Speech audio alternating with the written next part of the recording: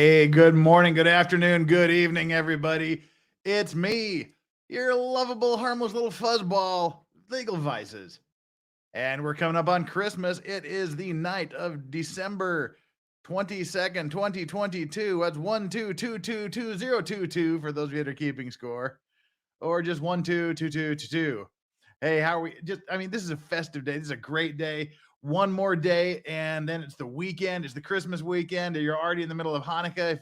If you're doing the Hanukkah thing, and Kwanzaa, I have no idea because that's just like a made up thing that I still haven't figured out. Uh, just kidding, all you Kwanzaa peeps. If you are any, but we're gonna have fun tomorrow. I still don't have any idea what kind of fun we're gonna have tomorrow, but we're gonna have fun tomorrow on the Christmas stream. There will be lots of eggnog. That I'm guaranteed. We'll have a few people on. Hopefully, I could do a better job. I haven't sent out any invitations yet. Some of the mods that didn't make it here on Very Moddy Christmas on Tuesday, we will have a chance to pop on in and say howdy if they want to make up for missing out on Tuesday. But in the meantime, we've got OJ Simpson today. The last time that we'll have to hear Mark Fuhrman on the stand or anyone talk about Mark Fuhrman for a great long time. Guaranteed. We've spent a lot of time on him. It's time to move on. We're going to finish crushing him today. And then next week, we'll start the cross-examination of Dennis Fung by Barry Scheck, which could take us literally months to get through. It's pretty darn cool. And there's so many other stories that I want to do. But there's not enough information to fill an entire show. So I'm thinking tomorrow night, my time, which is like right now, I don't have anything planned. But if I can get my personal stuff done, I just might pop on and do like a quick makeup stream. There's so many of these little short incidents I want to talk about. So we'll see if we can find a time to do that.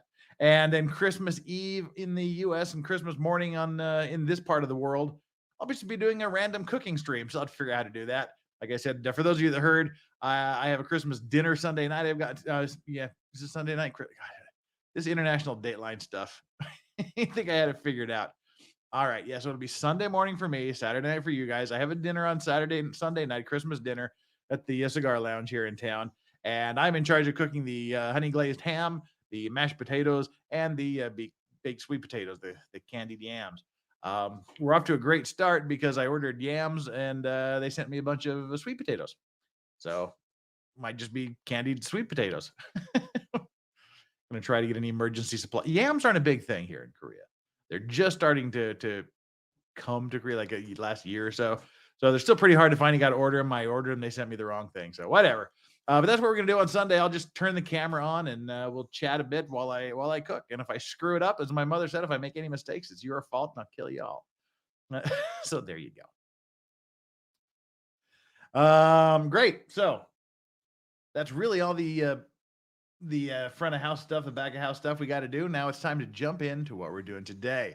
And before we do that, as always, welcome chat. Welcome to the mods who are here doing their moddy goodness. Always great to have you here. My fuzzy nuts. Rose is here. Well, that looks like you're the only two mods here right now. Flux is here somewhere. There was a Flux sighting a while ago. And those of you that are just keeping us on in the background, watching us, and you guys don't want the small screen. I had the small screen so that I can do backgrounds. I was just toying around with the idea of doing some backgrounds, cheerful ones like nuclear explosions or the purge warning, because you can never have too much of a purge warning, right? Just saying.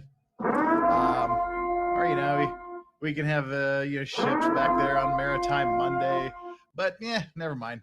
Let's hide that, and then we'll have to go back to where are we at? Layout. There, y'all happy now? Fine. I listen to you people. See, you're all complaining about my little my tiny little screen. All right. As I was saying before, I was so rudely interrupted by you screen noobs or what do we call them? Screen snobs, not screen noobs. We've got this thing going here now, and I'm just welcoming you all in chat. Do your thing. You know what it is. I don't even have to tell you, but I can tell you that half of you haven't done it. Do it. Do it. Hit that like button. I know I told you we got to get to 600 likes, which is going to be difficult because we only have 110 of you here right now. But as the show goes on, we need to get up to like the 600 likes. That's the sweet spot. YouTube loves it. So we'll just keep that in mind as we go through. Do your job. Hit that like button so I don't have to talk about it. I hate talking about it, and you hate hearing about it. And congratulations to those of you that are hitting the subscribe button. Please go ahead and do that if you haven't already done so. What are we doing today? We are looking at the OJ Simpson trial, something we do every Thursday. Every Thursday is OJ Simpson Day. And why are we doing this? Because watching some of these cross-examinations allows you to see some of the best criminal defense lawyers in action. And when I say the best, I mean the best that have ever walked planet Earth. Barry Scheck, F. Lee Bailey, the two prime people. And we're going to be spending a lot of time. All right, Yoda, what are you doing? Yoda, stop licking Dougie's face. Hey, get over here. Why are you licking Strawberry's head? Huh? Stop that. All right. Sorry. I can just hear dogs going. In the background as Yoda was licking Strawberry's face. As I was saying. Not to change your mind. This happened 27 years ago. You either don't know about it, don't care about it, or have already made up your mind. I am just here to show you how it's possible, regardless of what you think happened, whether you think he's innocent, whether you think there was not enough evidence to prove beyond a reasonable doubt his guilt, or if you think he was guilty as damn sin. Regardless of what you think, I want to show you how it's possible to have some of the greatest cross-examiners on earth plant reasonable doubt in the minds of jurors, regardless of forensic evidence, regardless of the scientific side of things. It's a fascinating display of incredible legal work. So that's why we're doing this. Not to make a point, not to change opinions, just to show you what amazing defense lawyering looks like. And as we bring this up, this is your last chance to hit the like button before I talk about it again. We got 135 concurrent viewers and 99 likes. Oh, we just hit the 100 like mark. Woo, okay, great. Super chats, as always, are always read, always answered, always responded to. I accept them. I accept the donations graciously and gratefully. It's not required to participate in chat, but there is a hell of a lot better chance of me seeing the super chats than there is of just seeing the huge amount of chat that just scrolls by through the entire thing. But if I see something particularly interesting, then I will highlight it and we'll talk about that as well. Just letting you know that option is there to do the super chats. They're encouraged but not begged for, gratefully accepted. And with that, let's bring up our first video. We got two witnesses to get to before we put Mark Fuhrman back on the stand. If you know what's happening with these three witnesses and others don't, no spoiler alerts. That's our trial days. No spoiler alerts if you happen to know what's going on. Oh no, we're not begging. We never beg for anything. We just ask, because that's how the channel grows. Asking for those. Whether I get them or not, that's up to you guys. It's not begging. I was going to give an example of begging, but I won't. Exactly. There's a difference between asking and begging, or grifting and begging. We don't grift for money. We grift for likes. Because frankly, the likes are more important than the money to a little channel like me. Now, Nathan R., spoiler alert, OJ gets acquitted. I said no spoiler alert. All right. Our first witness is the last part of the witness that was here last week. What the hell was her name? Springer, was that her name? Let me see. Springer, I believe, was her name. Where are we at? Oh, come on. Where are we at, Springer? Okay. Oh, come on. Yes, Natalie Singer. Witness Natalie Singer. And if you'll recall, she was someone that someone tried to set her up with Mark Fuhrman on a date. And he promptly launched into some racist shit with her And she's like, whoa, not cool. She's a weird witness because she's Californian. She's from Los Angeles. She's from Hollyweird. So yeah, she's been a different witness. We're gonna watch the last 30 minutes of her, and well, that hair is something because this is 1995. So there we go. I'm gonna pick it up midstream here. If you didn't see the first 30 minutes of this, you really haven't missed much. She's just talking about how racist Mark Fuhrman is. And the reason to do this is he said that he's not a racist, of course. He didn't plant evidence. He said he has never, ever, ever, ever used the N-word in the last 10 years. And that anybody who says that he used the N-word in the last 10 years is by definition a liar. And so they're calling witnesses that heard him use the N-word in the last 10 years. And why does it matter if Mark Fuhrman is a liar or not? Because he was a Los Angeles detective at the time, and he is solely responsible for finding two of the most important pieces of evidence in this case, being the bloody glove and the blood drops on the Ford Bronco that OJ Simpson was driving. And when he found them, he was alone. He wasn't told to go there. He was in places where he wasn't supposed to be, where he hadn't been told to go. He hadn't reported to anyone that he was going there. While the other detectives were doing detective-y things, he just sort of wandered off or alone down to the other side of the Bronco, away from the other detectives. And magic, found some blood splatters that no one else had seen up to that point. Then Kato Kalin mentions hearing a noise behind the bungalow where he was staying. He just decides to wander back there all by himself. Had the other detectives just literally, seconds away, or he could have yelled to them even just seconds away. He could have walked over and asked someone to go. Nope. He didn't tell anybody he was going back behind the place. He didn't make an announcement. He didn't take anybody with him. He just walked there by himself while he's down there back behind this building, between a building and a fence. Sees magically a bloody glove laying under some leaves. So the implication is he's racist, that he would plant evidence or do anything it took to convict a black man of a crime, especially one that has been dating a white woman. That was the assertions that had been made, and he said absolutely not, never do it. I don't describe people using the N-word. I don't say the N-word. So if you can impeach him and show that he's lying on the stand, that he is a racist, then you can throw out everything that he testified to. F. Lee Bailey caught him in a bajillion little lies. It's clear he perjured himself on smaller issues. Now they want to get him on the big issue of he's just a racist and will do anything to convict a black man. So if they do that, if they show he's the racist, you can throw out the bloody glove evidence. You can throw out the blood in the Bronco evidence, in which case you have virtually no evidence against OJ Simpson. That's what they were trying to accomplish. And again, why do we have these three witnesses? We watched one last time. We're in the middle of her, and then we're going to watch one more because he said these things, and now they have to impeach him. And F. Lee Bailey said, if we can just get Mark Fuhrman to come up here on the stand and admit that he lied, admit that he perjured himself, or if the prosecution will just admit that he did it, if the prosecution will just stand up here in front of the jury and say, we made a mistake, he wasn't the witness we thought he was going to be, we weren't aware of this behavior, then they don't have to call these witnesses. But of course, the prosecution's not going to do that. The prosecution's not going to admit it.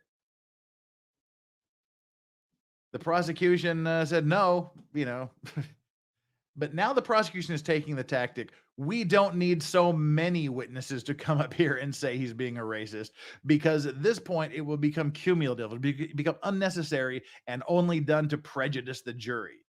So they're saying that like one witness is enough. We've heard from one. We're hearing from this one. We don't need to hear from the third one. But what led up to this is on September 5th. The week before, on August 29th, while outside the presence of the jury, while they were trying to decide how to handle all of these witnesses, tapes were played, recorded interviews between Mark Fuhrman and a screenwriter, Laura McKinney, who's going to be the next witness. They were played, and he dropped F-bombs. He dropped N-bombs 41 times in these tapes. And he described quite enthusiastically all about police brutality, how they would take black men down these alleys and just beat them with sticks to release some stress from the day. And it was a huge blow for the prosecution that these three witnesses got allowed to testify to impeach him. And again, he said, "Well, you know, if the prosecution just admits he's a dirtbag, we don't have to bring these people." But they said, "No, we can't really do that. So we just don't. We think one witness is enough.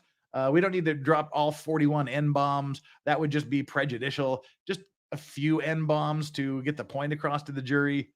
And that's why we have these witnesses here, and that's where we're going with this. So let's crank up the video here and get right down to it. To the world that denotes black people. Oh, and F. Lee Bailey.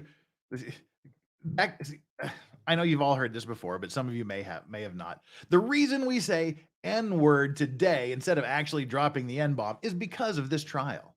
Because we heard 41 times on tape, because the prosecution knew, because F. Lee Bailey was dropping his own N-bombs when he's cross-examining Mark Fuhrman, when other witnesses are dropping the N-bomb. The black prosecutor, Chris Darden, refused to say the N-word, and he just started referring to it as the N-word, and that caught on, and here we are 27 years later. That's all we say is the N-word. But back then, like during this trial, we were trying to figure out, was it N-word? F. Lee Bailey called them N people. And he was encouraging her to say the word. So N-words, N peoples, or just N bombs. The gangs that he worked with describe any particular race? Yes. Did he use an epithet well known to the world that denotes black people and begins with N? Yes. What was your reaction to his use of that word on your first encounter? How did you feel? Well, in the context that it was in, that word was used in, I was shocked, stunned. I never met anyone that talks that way. Without going into the exact language, is it fair to say that the description of the way N people were treated was abusive? Is it fair to say that the description of the way the N people were treated, according to Fuhrman, was abusive? Absolutely. Do you recall his saying anything at the end of that description about his reaction to that kind of treatment? Yes. What did he say? He said after he did what he said he did, he said, "Oh, well, it really relieves your tension." And then this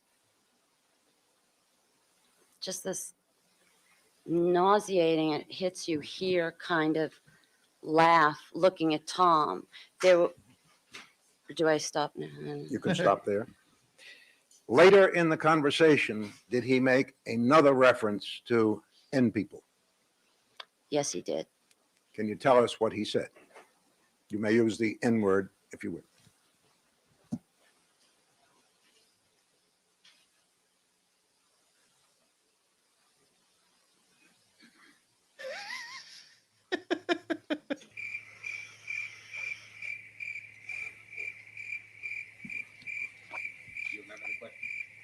Let me rephrase it if I may, Your Honor. She didn't even know she was asked a question. Oh, by the way, hey, we got a meme raid going on. Meme raid. Welcome, memers. Great to have you all here. Meme Copium. What a guy. He raids me every day at the end of his show. So, hello to all of you from Meme Copium stream. Welcome to OJ Simpson. We're just getting underway. 248 concurrent viewers. And just so that we can keep track of this for the sake of the people here in the chat, 140 likes. Hit that like button because I know you like to hear me talk about it. All right, let's go.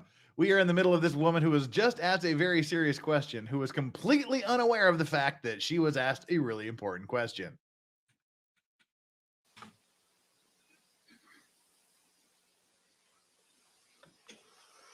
Oh, we have to get the question. N word. There we go. Yes, he did. Can you tell us what he said? You may use the N word if you would. Can you tell us what he said?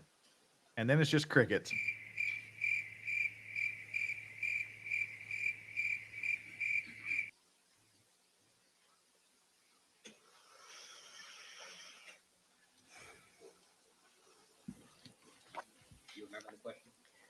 Let me rephrase it if I may, Your Honor. Did he make a reference to the African-American race using the word we have discussed that begins with N? And you're not referring to the first reference, you're referring no. to that second kind Later of in the saying. conversation. Yes, What did he say? it's okay to say that. Yeah. He said, the only good nigger is a dead nigger. Now, Well, did there he goes my visit thereafter monetization. when you were in the apartment? With, I assume, officers? Yes, they stopped by whenever, and Wait, and Yeah. I yeah. BB Customs Creation says surprise and pass. Yeah, we mentioned that last week that F. Lee Bailey, a white man, just sort of gave her an N-word pass just for this testimony. and they were on duty at times. I know that. Oh no, meme stream got yeeted. What did he do this time? Meme, what'd you do? Oh dear. Can't be specific. Which time was it? The first time? Was it the second time? But I do know that they were on duty. Sustained. Next question. Did you remain in the room on the subsequent visits where Mark Fuhrman was present? No, Did you engage in any further conversation with him no. Well, in in the room no, when he visited? no. Did there come a time when you were, and by the way, is this apartment on what floor of the building? Second. Did there come a time, sometime later that year, when you were in the bathroom of that apartment and heard something out the window? Oh, yes. How many times, to your knowledge, your personal knowledge, had Mr. Fuhrman been in the apartment between the first encounter about 3 weeks after your trip to the hospital and this final encounter? Best estimate. The one where I have seen him, where I knew Yes. for a fact he was there approximately 3 to 4 times. And in each of those occasions, did you stay out of the room where he was? I made myself as scarce as possible, yes. And why did you not go in the room when Mark Fuhrman was there? Because I was caught between a rock and a hard place. The first time he opened his mouth and said these things, I wanted him out. In hindsight, I realized I was a coward not to do it then. And that I had the situation with, here's a woman that's dating his partner. That's going to mess that up. You've got 4 girls together. It's political. It's like, oh, is it okay to just throw this guy out? I was the new girl at the place. And, but it was a topic of conversation around the house. Everyone knew that I was displeased with his presence. Okay, now, on the occasion that we just mentioned where you heard something through the bathroom window, Yes, did you thereafter look out the window? yes. What did you see? Well, I saw the 2 of them just coming out. I heard them come out of their cars and they were chatting, and I heard them, and Did they have a vehicle? yes. How far from the window, looking down, would you say the vehicle was stopped when you saw them getting out? Here's the window. I'm not very good at footage and measurements, As so. long as we're Can you pick out something in demonetized the already, courtroom of may the as well same light up a approximate fight. Right, distance? say I'm on the 2nd floor, I'm looking out my window, they would be, their car, say around where you are. Within 20, 30 feet? Yeah, close, Okay. not 3 blocks away. As they emerged from the car, did you say anything to either of them?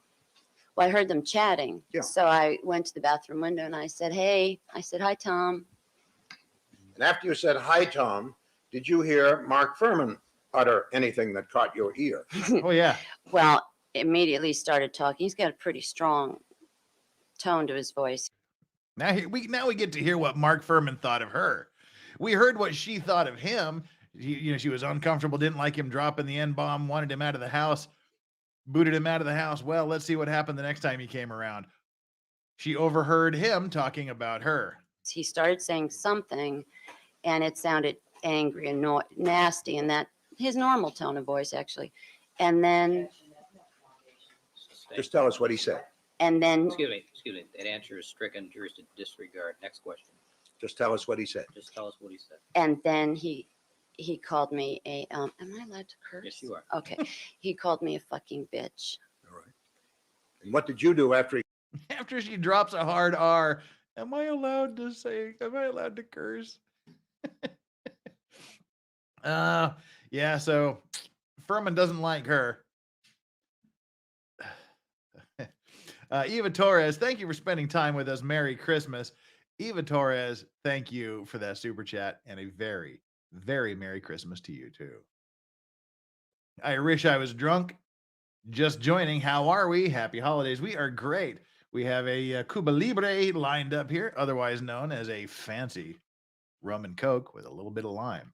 And a lovely little bamboo straw that I picked up at IKEA. Not that I care about the environment particularly much, didn't use non-plastic straws, but it's a bamboo straw. It's kind of cool. We're doing good, and happy holidays to you. I wish I was drunk. It's great to have you here. And Eva Torres says, Mark Fuhrman, little credibility. Murderer got away. OJ paid a great team. Well, he had a great team, and he was supposed to pay a great team. The bill is around $6 million. According to reports, they got paid about 1% of what they were owed. So he didn't really pay a great team. Should have had insurance like Amber Heard. That would have helped. called you a fucking bitch?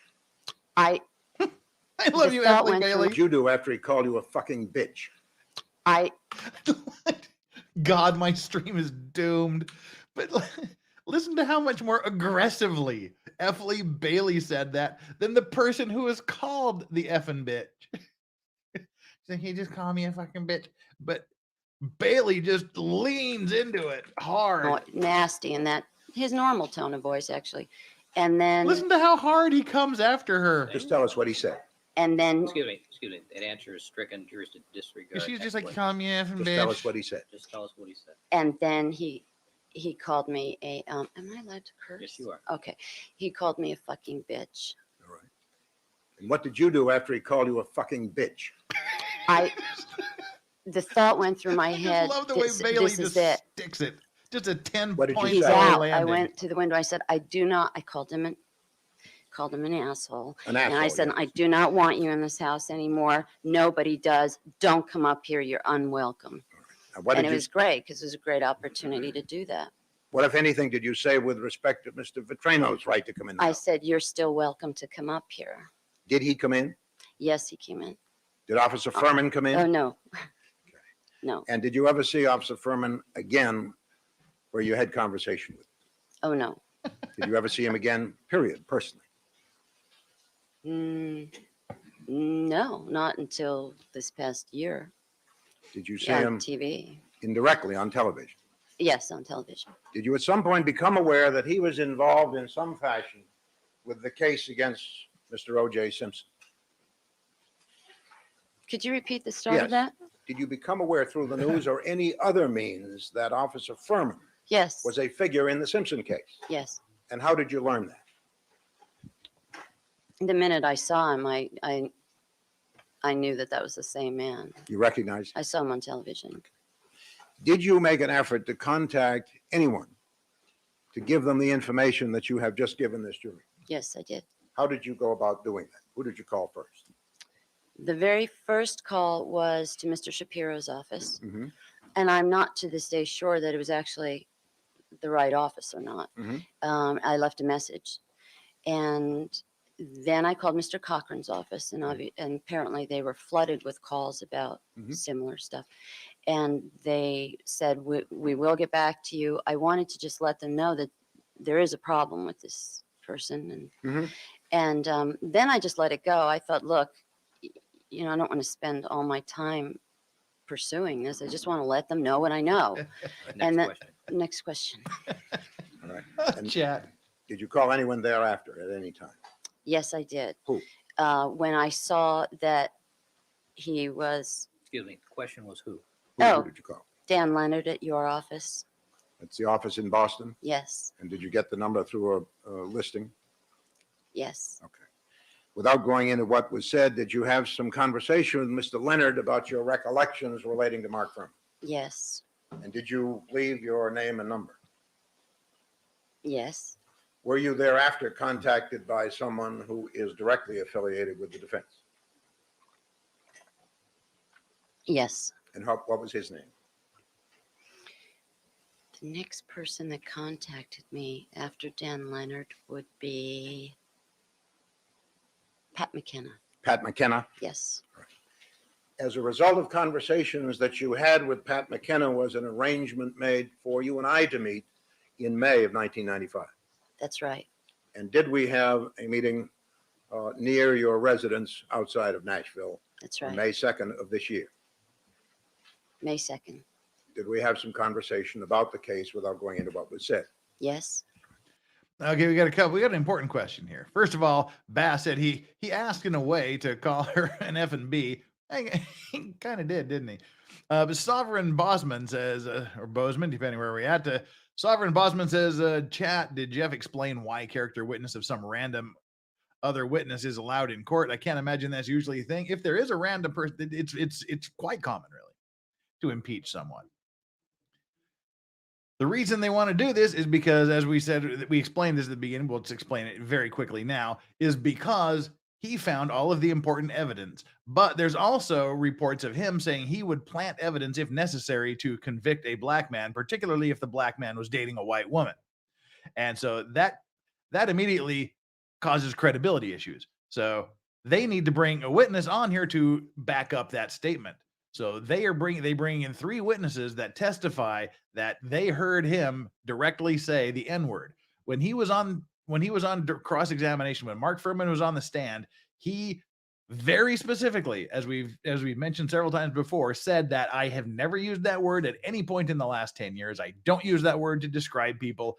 And anyone that says that I used that word in the last 10 years is by definition a liar. So now they're bringing in the random witnesses that have come forward and said, oh, wait a minute, I heard him say that. So now they're bringing these witnesses to say that he is a liar on the stand, that he lied and committed perjury on the stand.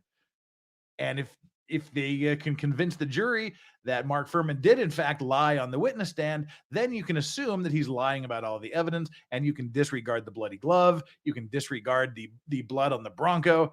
And that really, really helps your case. So these people are here to testify that he lied when he said he did not use the N-word at any point in the last 10 years. This is what we call opening the door. They opened the door to these witnesses. That's the short answer.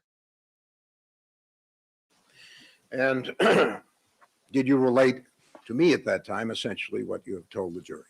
Okay, yeah, thanks for explaining. It's just kind of confused me because I recall from Stabby McStabface that his character in previous history wasn't allowed to be used as evidence against him. There's a lot of Mark Fuhrman's past that's not allowed to be used against him either. The fact that he's been disciplined before for brutality, going all the way back to when he was an MP in the Marines, other racist things that he's done, other accusations against him, and even this didn't have to be brought up, but he opened the door to it.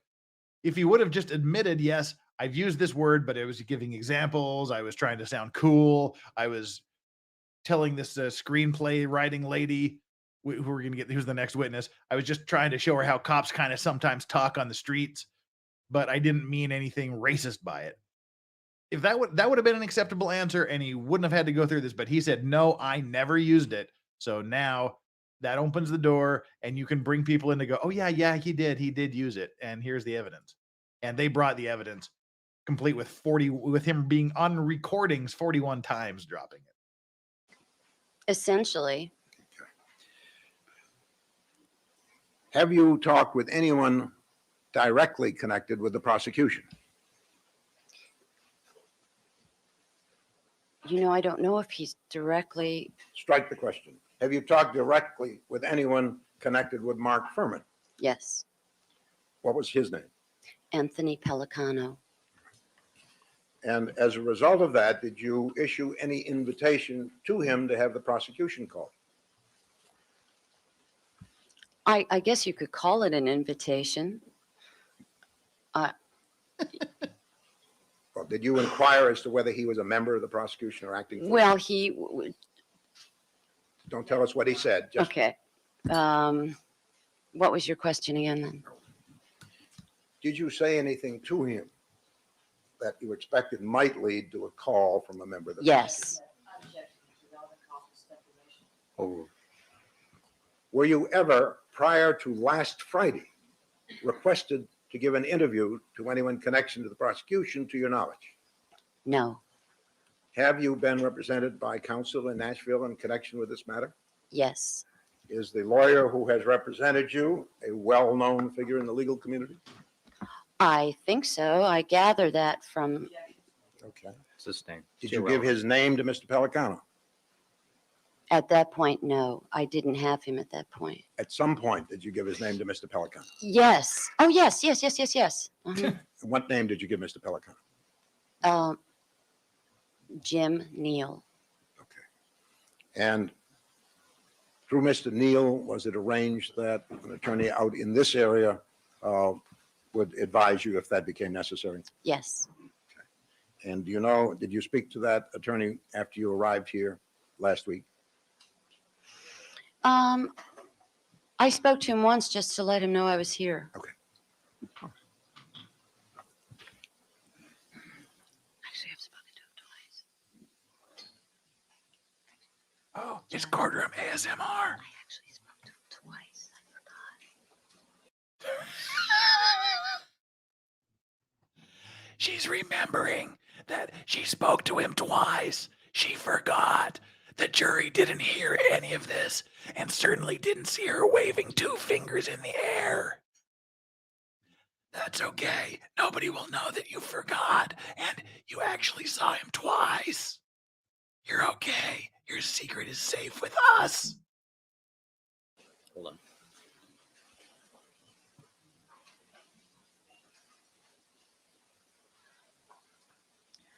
Mr. Bailey, Ms. Singer indicates she needs to clarify her last answer. I'm sorry, yes, go ahead. I actually spoke to him twice since I've been here. Mr. Not Pelicano? once. No.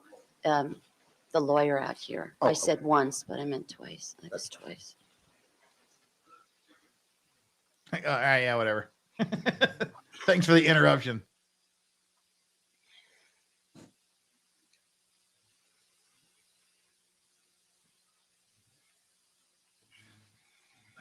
No further questions, your witness. Ms. Clark.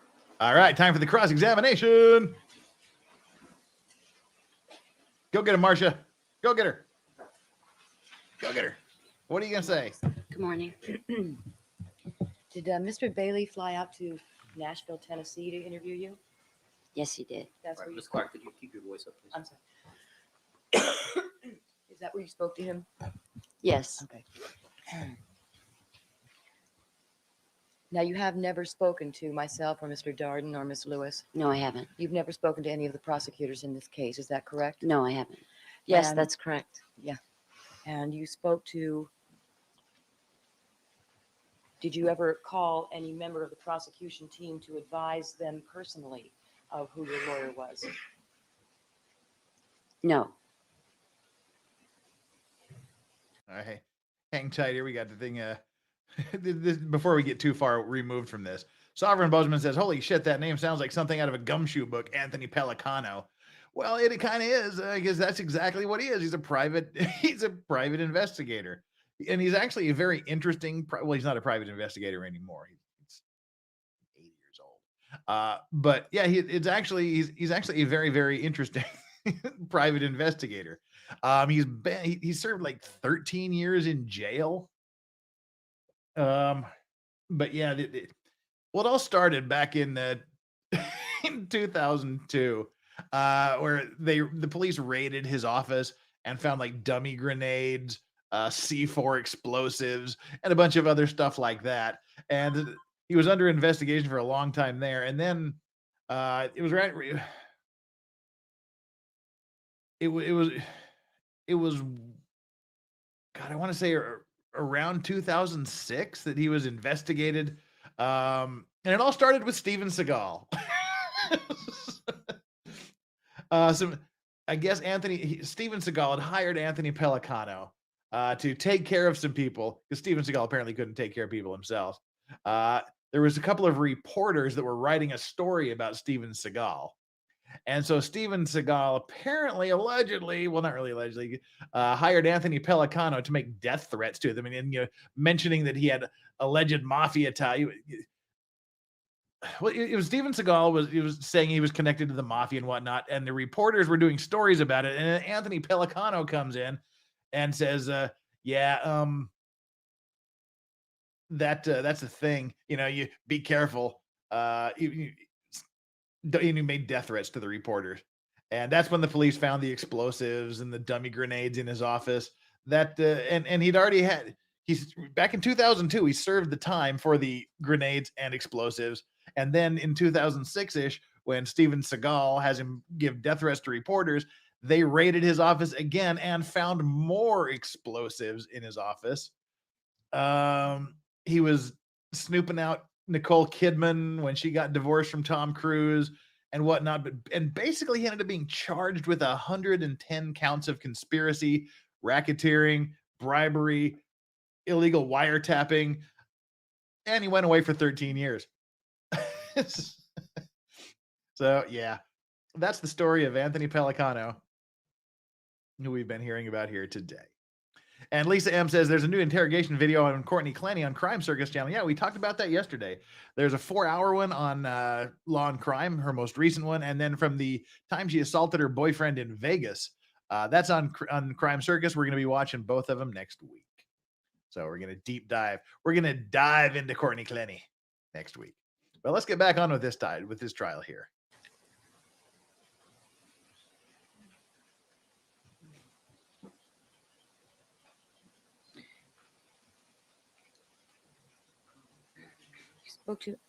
You spoke to Mr. Bailey, is that correct? Back in May of this year? Are you referring to the meeting in Nashville? Yes. Yes. Okay. And how many times have you spoken to Mr. Bailey? There are videos on YouTube. Just go to YouTube You'll and have to search give me a Steven minute on Seagal that. runs weird. And there's actually videos of him just running weirdly. It has to be an approximate, and it would be approximately Oh, 5. hell yeah. Deep into 5 Courtney. times? Right. And those are not in person, all of them. Okay. Somewhere on the phone. Somewhere on the phone. Yes. And of those 5 times, how many times did you meet with him in Nashville? Oh, 1. That's once. Mm-hmm. Was that yes? You have to say- Yes. I'm sorry. Sorry. And the other times you met with him, was that in Los Angeles? If the times that they were in person? Yes. Can I keep going? No, that's 2 more times. more Once times. last week, once today. okay. Steven And that was both in Seagal, person here in Los lawman. Angeles? Yes. Yep. And they flew you out here from Nashville? Yes. Okay. And you're staying in a hotel? No. You're staying with someone? I'm staying with a friend. Now, after the occasion in which you heard Mark Fuhrman use that epithet, I'm sorry. This is not a Exhausted. great day for me. Yeah. We can hear you. It was, excuse me. After you heard Mark Fuhrman use the racial epithet on that occasion in your apartment, you indicated that you were very shocked and you were very offended. Correct? Yes. And it even made you feel nauseous. Yes. Correct? Hmm. And after that occasion, he came to the apartment when you were there on 3 or 4 occasions, you estimate. Correct? That I saw him. Yes. But you were aware that he came on other occasions to the apartment when you were not there, correct? Correct. And then on the last occasion that you saw him there, it was on that occasion that he said, fucking bitch, correct? Did he do, was that yes? Yes. Okay, did he direct that to you or to his partner? Oh, he was speaking to his partner, Okay. referring to me. Okay, and you felt he was referring to you when he said that? Oh, he was. Okay, Yeah. and that was based on what? Was he looking at you when he said it? Or had he looked at you and then turned to his partner and said that? It was based on the fact that I had just looked out the window. I said, Tom, hi, Tom. Hi, you guys. Got a look. Then he started immediately talking And the reason I'm not going into specifically what he was saying is because I don't remember specifically what he said. Back when Kelly previous LeBrock to was the Kelly LeBrock. curse. And then he called, she's just a Uh-huh. blah, blah, blah. Okay. And you were the only woman in sight. Yeah, I was. All right. And that made you angry. No, it actually didn't. You called him an asshole. Yeah, I think, can I go on? Did you call him an asshole? Yes.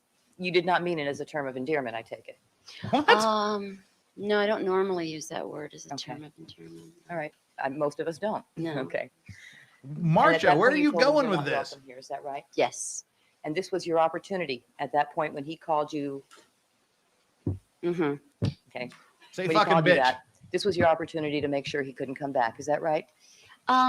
As you've testified on direct examination. Yes, to make sure that we didn't want him there, and I certainly didn't want him there. And that, yes, this was an opportunity to have him out. Okay. And this was the opportunity you chose to make sure he wouldn't come back. Yes, unfortunately, it was the opportunity I finally chose instead of telling him the truth. But that was the one you did choose, correct? Mm, Yes? yes.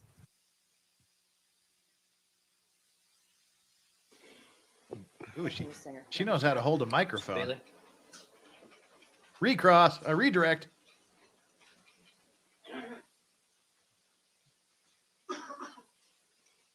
Bitch is Marcia's N-word.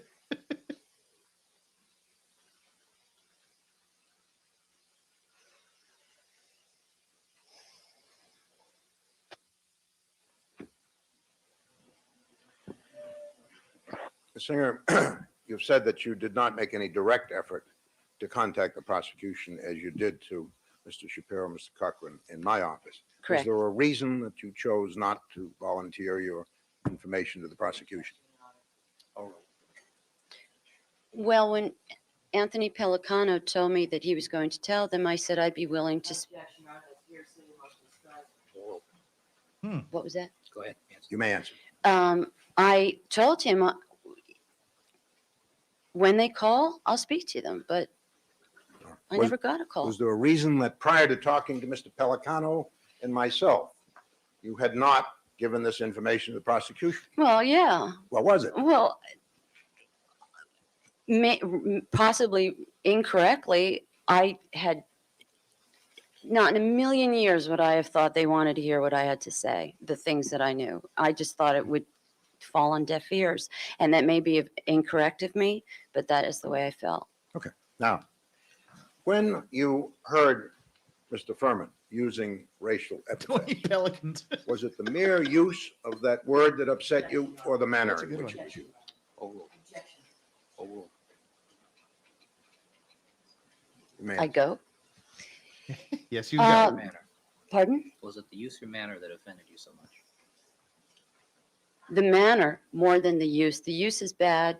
The manner is what got me. And what, if any, That's interesting. It's not the fact he dropped an F-bomb that upset her.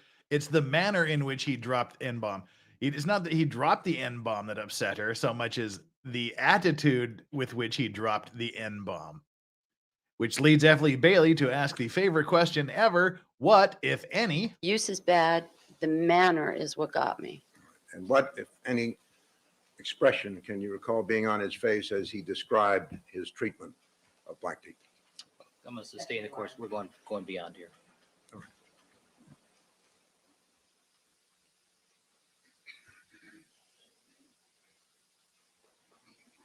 Can you tell us, Ms. Singer, what you mean when you say the manner in which it was used without going into any text?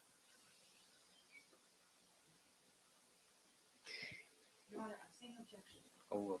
There are words that we can speak that are not followed by, they're meaningless words. I can say a specific word, and it doesn't hurt anybody because I don't mean it. When he says the things he says, it's bolstered by Overruled. it's bolstered and held up and pushed out of his mouth with hatred and arrogance and despicability. And that's what hurts. That's what hurts. Combined with the words. Thank you, Ms. Singer. That's all. Clark. I'm All right, curious. Singer, thank you very much. Is You're welcome. despicability All right, actually a next word? witness. All right, we got our third and final character assassination witness coming up here. Before we do that, we have Eric Folmes has said Judo Jean LaBelle made Seagal crap his pants for being too rough with the stunt guys on a movie set once. That is an incorrect statement. The conclusion is the same, but when Jean LaBelle tells this story, it was he was saying Steven Seagal was bragging that no one could choke him out. No one could put him to sleep. LaBelle said, "Oh yeah," wrapped him up, put Seagal to sleep in a matter of seconds, and he shit himself. So there you go. Dyer Morales. It's strange. I guess we were talking about maybe Steven Seagal's running ability, but it's strange, like seeing Bruce Willis shred a harmonica or RDJ singing with Sting. Bruce Willis is a damn good blues harmonica player. Damn good. Back in the 80s, he released an album called Bruno. It was something Bruno, or just maybe I think it was just Bruno. But it was all playing like blues songs and some R&B songs. His rendition of Under the Boardwalk actually made it into the Billboard charts, top 40. So yeah, this is back during the moonlighting days for those of you that are old as fuck like me. Hey, Kurt. Welcome. Yeah, tobacco juice. All right, so let's jump back into this here. Thank you very much for those comments. All right. One more witness, and then Mark Fuhrman's turn to take the stand.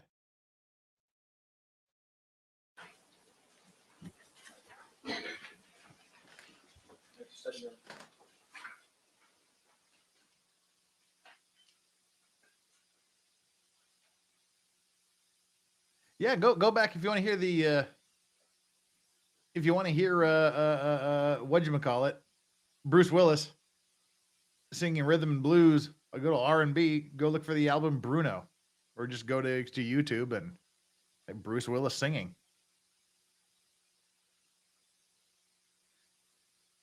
Roderick Hodger. All right, ladies and gentlemen, let me ask you to step back into the jury room, please.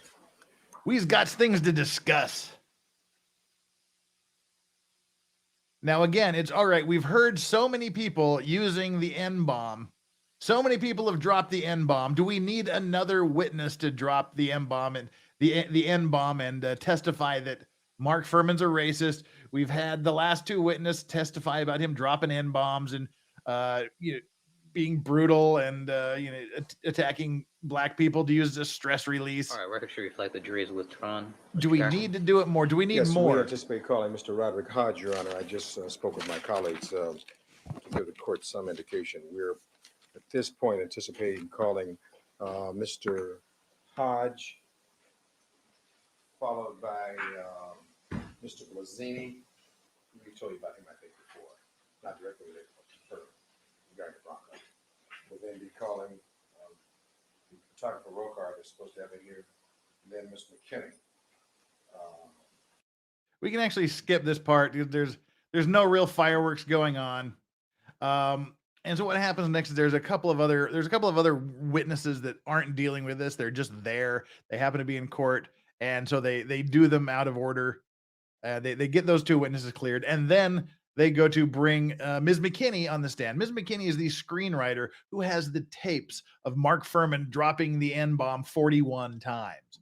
And then it's how many of these do we get to play? Do we really need any of them played? Do we really need to have her up here as a witness? And so we have this brief little discussion, and then dog was licking my feet. That tickled. All right. Let's see. We are all caught up on the chats. So how are we doing over here? We're taking our midstream grift. Grifting for likes, because that's what we do. We're doing good. 360 concurrent viewers. As you all know, the OJ Simpson Day is a very, very niche. It's even more niche than the Maritime Monday, which seems to be catching on. So Thursdays are usually our slowest and lowest numbered streams by far. Usually about a third of what we get for the other views. So, I mean, if it was just all about the grift, this OJ Simpson day would just be out the window in a heartbeat. But I know some of you are really, really loyal to this, and I think it's fascinating to watch, as I say, some of the best criminal defense lawyers ever to walk planet Earth in action. So we're going to keep doing this. If nothing else, it's just a chill day for me. So we got 358 concurrent viewers, 228 likes. Hit that like button. And thank you for everyone in the super chatted so far. Keep up the good work. Hit that subscribe button, and let's get back into the testimony.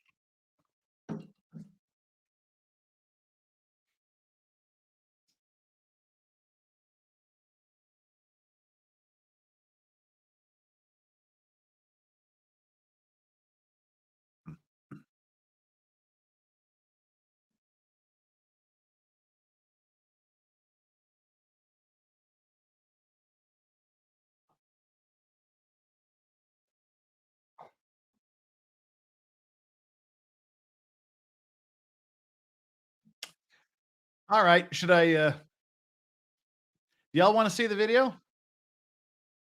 Y'all want to see the video? If you do, you better hit that like button. I'm not bringing the video up until you hit that like button, not until we get up to 300 likes.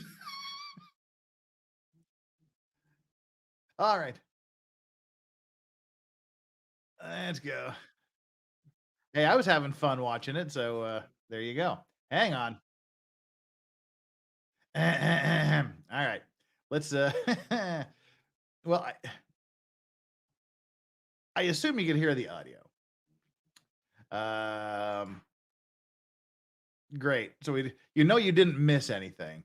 But let's whip this up here just for you. For all of you that want to see the video. There. Well, we got close enough to 270 likes, whatever. And we got a super chat out of it. So, all right, that's a good deal. The Apostle Steve, thank you so much for the super chat. Boomer moment. Yeah, like I said, I just enjoy watching this so much that I'm watching it on the screen that has the video showing and it's covering my screen. So I was not aware that you weren't seeing it. So I was just having fun watching it. All right, here we go. There is no legal provision for a motion for reconsideration in criminal law. That is only in civil law.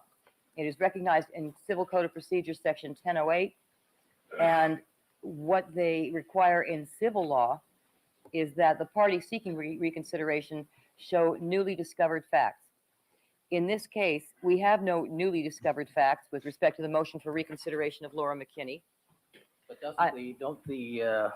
doesn't the case law dealing with that particular code section include criminal cases? If you shepherdize that, you come up with some criminal cases. We did. I believe that none were found, Your Honor. We don't have any in our motion, which leads me to believe that no, there aren't any criminal cases under that section. Watching me, watching you. But no, as far as I know, there are no criminal law cases that Alan Partridge that involve that section because it's not recognized in criminal law. So, I mean, at least in theory, we didn't have to have all the argument. But So if my Pepperdine law clerks found some, did they? Criminal cases? Oh, I like this. This is actually a good part. I should shut up and let this go here because this is actually a really, really good part. This is Marcia Clark saying that this argument about reconsidering evidence is not something that happens in criminal court. It's not applicable. It's only applicable in civil cases. And then Judge Ito says, so if I showed you something, would that just mean my law clerks are idiots? And she's like, oh, this is applicable. She got caught not doing her research. This is the ultimate fail in a courtroom, in a motion hearing, is to get caught being way behind on your research. Now, there's a thing, I don't even know if it's a real thing anymore, Kurt, if you're still here, can you tell me if shepherdizing is still a real thing? I know everything is online, but Westlaw was pretty darn new when I was going through law school. So what you'd have to do is if you gotta see if I can remember how to even do this. You would find a case, and then you have to find out, is this case overruled, or is it still good law, or has there been other cases interpreting this case? And you would have to go to the law library, go into the stacks. I had these books called Shepherds. It was just these stacks and stacks of these giant books, and you would have to find that particular case, and then that would tell you every other case that quoted that case. And then you would have to go and check all of those cases to see how they ruled. And sometimes the shepherd's notes would tell you that you was overturned in this case. So you would have to do a fuck ton of research to find out whether or not your case had been overruled that you want to cite. And I'm pretty sure that's all done automatically now. It's not something I have to deal with, thank God. Uncivilized shepherdizing is for sure a thing, but you do it electronically now. I did it once on paper as a law school exercise. We would get the chance to occasionally experiment with the new feature on Westlaw, the shepherdizing feature that they had just introduced. So yeah, that was a pain in the ass. Every time you cited something, you had to go into this fucking shepherd's notes books, and it was ridiculous. And I sucked at it, to be honest. I really, really sucked at shepherdizing. Why? Because I was lazy and it took a huge amount of time. So that's what she didn't do here. She didn't shepherdize her case correctly. I'm sorry. There is no legal provision for a motion for reconsideration in criminal law. That is only in civil law. It is recognized in Civil Code of Procedures, Section 1008. And what they require in civil law is that the party seeking reconsideration show newly discovered facts. In this case, we have no newly discovered facts with respect to the motion for reconsideration of Laura McKinney. But doesn't the case law dealing with that particular code section include criminal cases? If you shepherdize that, you come up with some criminal We cases. did. I believe that none were found, Your Honor. We don't have any in our motion, which leads me to believe that no, there aren't any criminal cases under that section.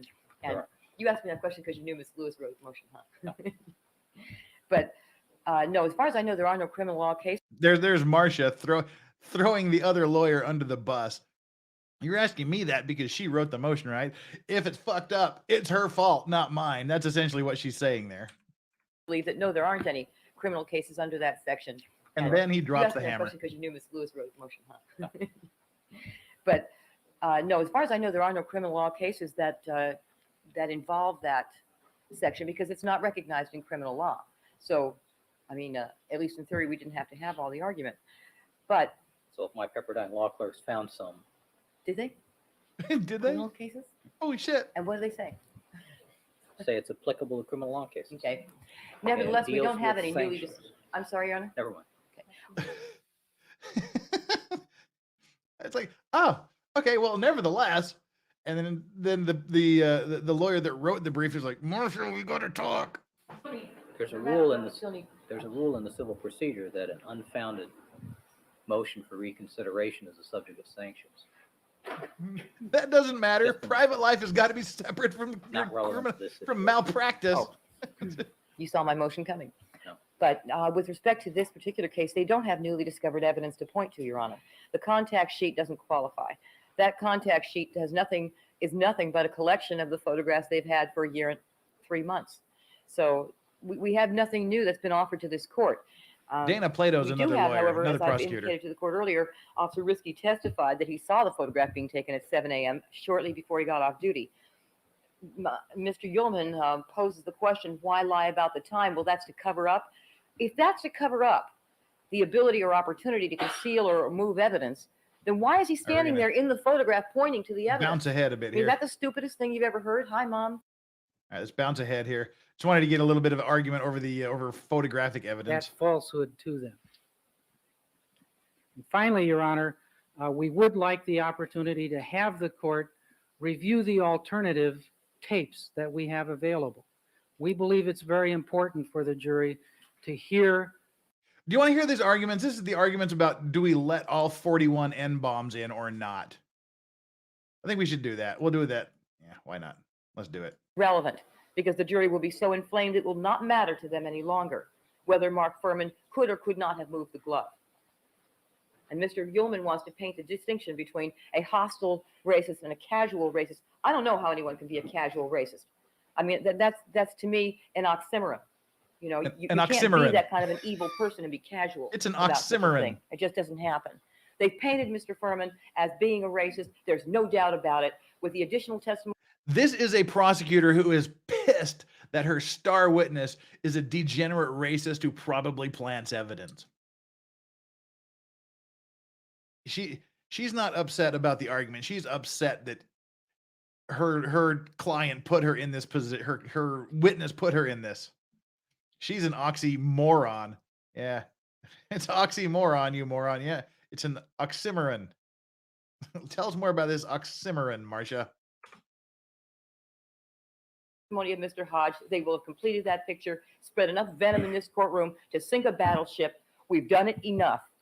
And Ms. McKinney is simply no longer necessary after Mr. Hodge's testimony. And we submit to this court that although it was unfortunate that we had to spend as much time as we did outside the presence of the jury litigating the McKinney tapes based on the actions of the defense has put us in this posture now. I think that your admission of the Hodge testimony should properly preclude them from calling Ms. McKinney. And that's enough, Your Honor. That's enough. Yes, the credibility of all witnesses is an issue, but his credibility is a very limited issue in this case. No, it's because not. In point of fact, he could not have done what they're trying to prove he did. The jury will decide that. It is only collateral impeachment. And to that end, those three The jury will witnesses decide. are more, much more than they're entitled to. We would urge the court to reconsider, as the defense has, but to reconsider appropriately, not to allow Ms. McKinney to testify at all. See, now this is brilliant on Marcia's part. The defense was asking to reconsider asking the judge to reconsider his exclusion of certain photographic evidence. And Marcia's like, you can't do that. You can't argue to reconsider. That's only in civil cases. You can't do that in criminal cases. And then Judge Ito sets her straight and says, well, yeah, you can. You didn't shepherdize your cases. It says right here, you can make a motion to reconsider in criminal cases.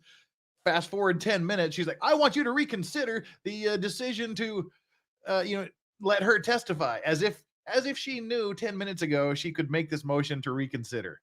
So fair on her for turning a complete loss into, hey, I'm going to do that too and pretend I knew it all along.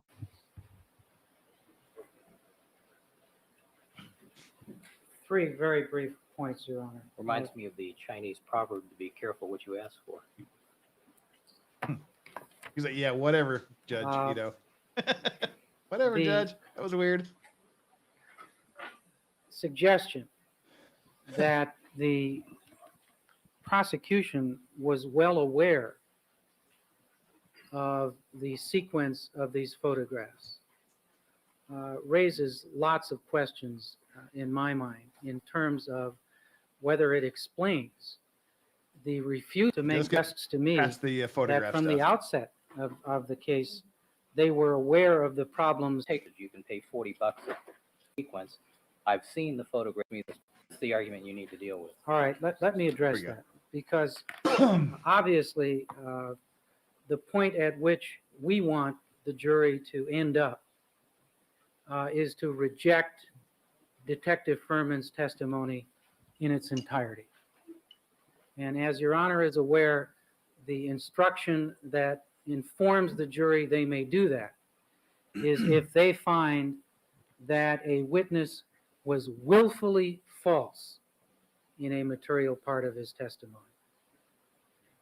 Willfully false means we not only have to show that Detective Fuhrman was wrong when he said he had not used the N-word, but that he knew he was wrong. He knew he was lying. Mm-hmm. And if the argument can be made, I'm sure it will be made, and we will hear it from the prosecution at the end of this case, that why would Detective Fuhrman remember casual encounters with with two women in 1985 and 1986.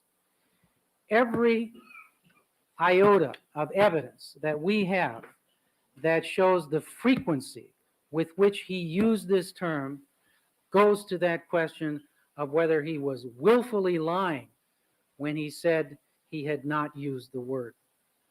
We believe the fact that he used it 41 times in the course of transcribed, tape-recorded conversations, and the fact that he was well aware that transcripts and tapes of these conversations were in existence, would have gone through his mind at the very moment he uttered the perjured testimony that he presented in this court. So we believe it's not cumulative at all. It goes right to the heart of the question the jury's going to have to resolve of whether he was willfully lying when he presented that falsehood to them. And finally, Your Honor, we would like the opportunity to have the court review the alternative tapes that we have available. We believe it's very important for the jury to hear Detective Furman's own words.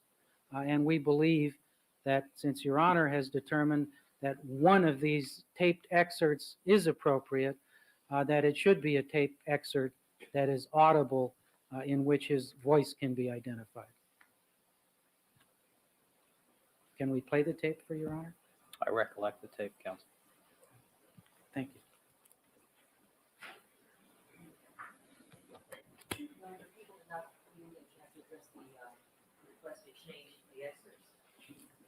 Well, I think the argument's over at this point, counsel.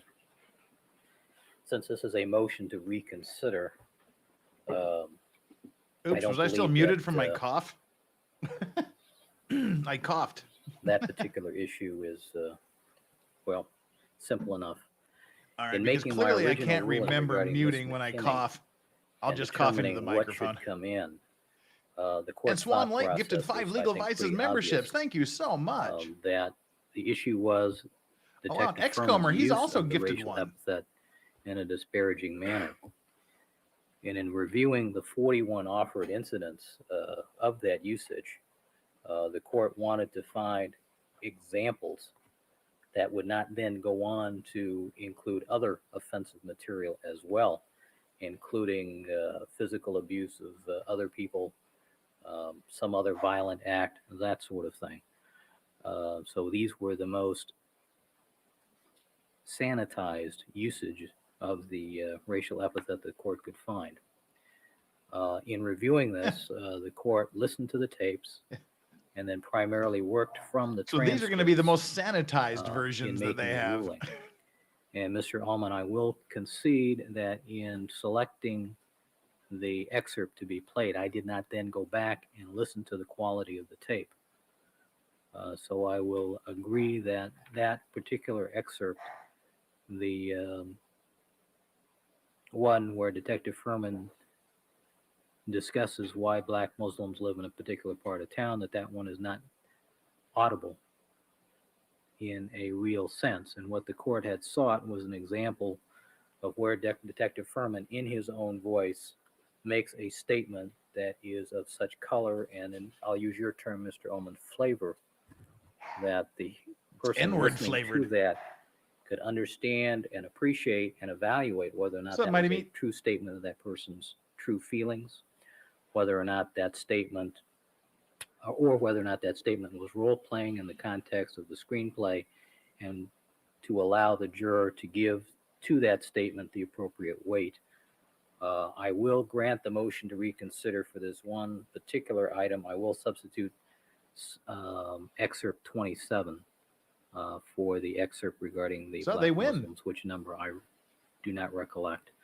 This is the police officer, female police officer, so we'll get to insult them as well, dealing with 6'5" suspects, so you can cue that up. All right, we'll take 10 minutes, have Ms. McKinney here. Cue up him saying bad stuff about female police officers too, because we're going to listen to that. Xcomer Triple Z asks a very important question. Let's see if we can skip back here to answer the question. Let's see. We need to go back just a couple of seconds. There we go. Xcomer asks the very important question: what's all the crap on Ito's desk? Looks like a secondhand shop display. This is part of the problem with this. Judge Ito started out being a very, very good judge at the beginning. Then the fame bug seemed to have got to him, and he was full on into TV mode by the end of it. He was full on Judge Judy, at the end. These are everything you see on his desk are hourglasses. Word got out. Apparently, he had an hourglass on his desk. Word got out he collected hourglasses, so people started sending him hourglasses rather than saying, "Don't send me hourglasses," or just putting them in his chambers or taking them home. He decided to start putting all of these hourglasses on his desk, and the more hourglasses he put on his desk, the more people sent to him. So yeah, it's weird. It looks weird. It looks crappy, but yeah, that's the deal. It's wow. Yoda's barking at something. That's unusual. But yeah, it's just Judge Ito being weird. There's really nothing else you can say about it. It's hourglasses that he collects. He collects hourglasses. People send them to him, and he puts them on the desk. So, give me 2 seconds to yell at Yoda. See if that works. Nope, didn't work. Oh well.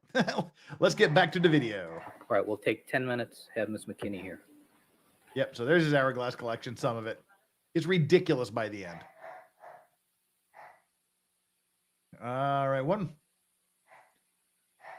more thing.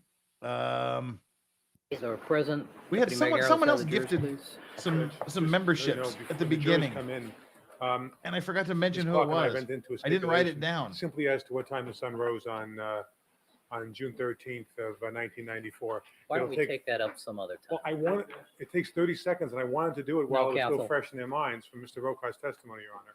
I'm sorry. Peter, shut Let's have up. the jurors, please. Peter, we're not going to call a witness to testify about what time the sun came up. I bet Mr. Spalding. No, to the jury, because he's here for North Carolina, and so it relates to. Problem is, he is not admitted pro hoc vice. He's not on the record, counsel. May I so move? Need an application.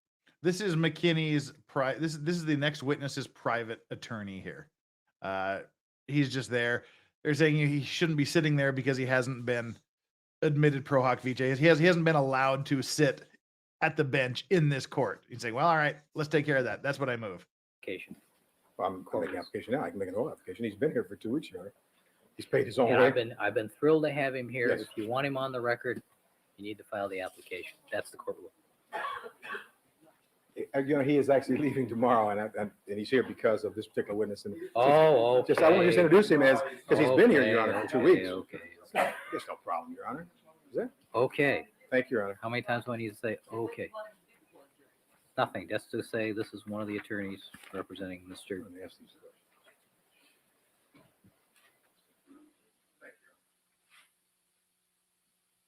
questions. Mr. Regwan present as well.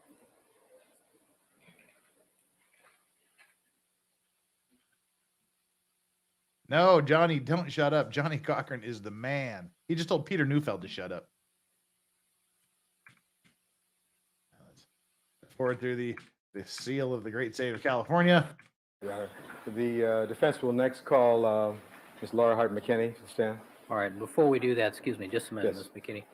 Ladies and gentlemen, present here at council's table is Mr. Kent Spalding. Mr. Spalding, would you please stand? Mr. Spalding is an attorney from, I believe, North Carolina, who's been assisting the defense, and that explains his presence here in court today. Thank you, Mr. Spalding. Mr. Cochran.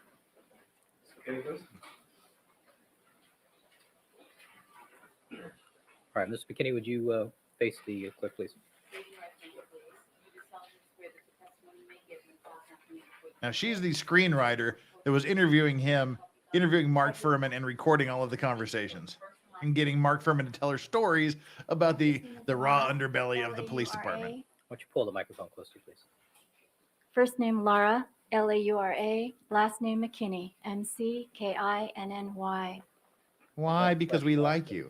Mouse. Thank you, Your Honor. Good afternoon, Ms. McKinney. Good afternoon, Mr. Cochran. Ms. McKinney, what is your occupation? I'm a filmmaker in residence at the North Carolina School of the Arts, School of Filmmaking, a professor of screenwriting. And that is your present occupation? Yes, And you presently reside in North Carolina? yes, I do. And you're here today pursuant to a subpoena that was issued by this court?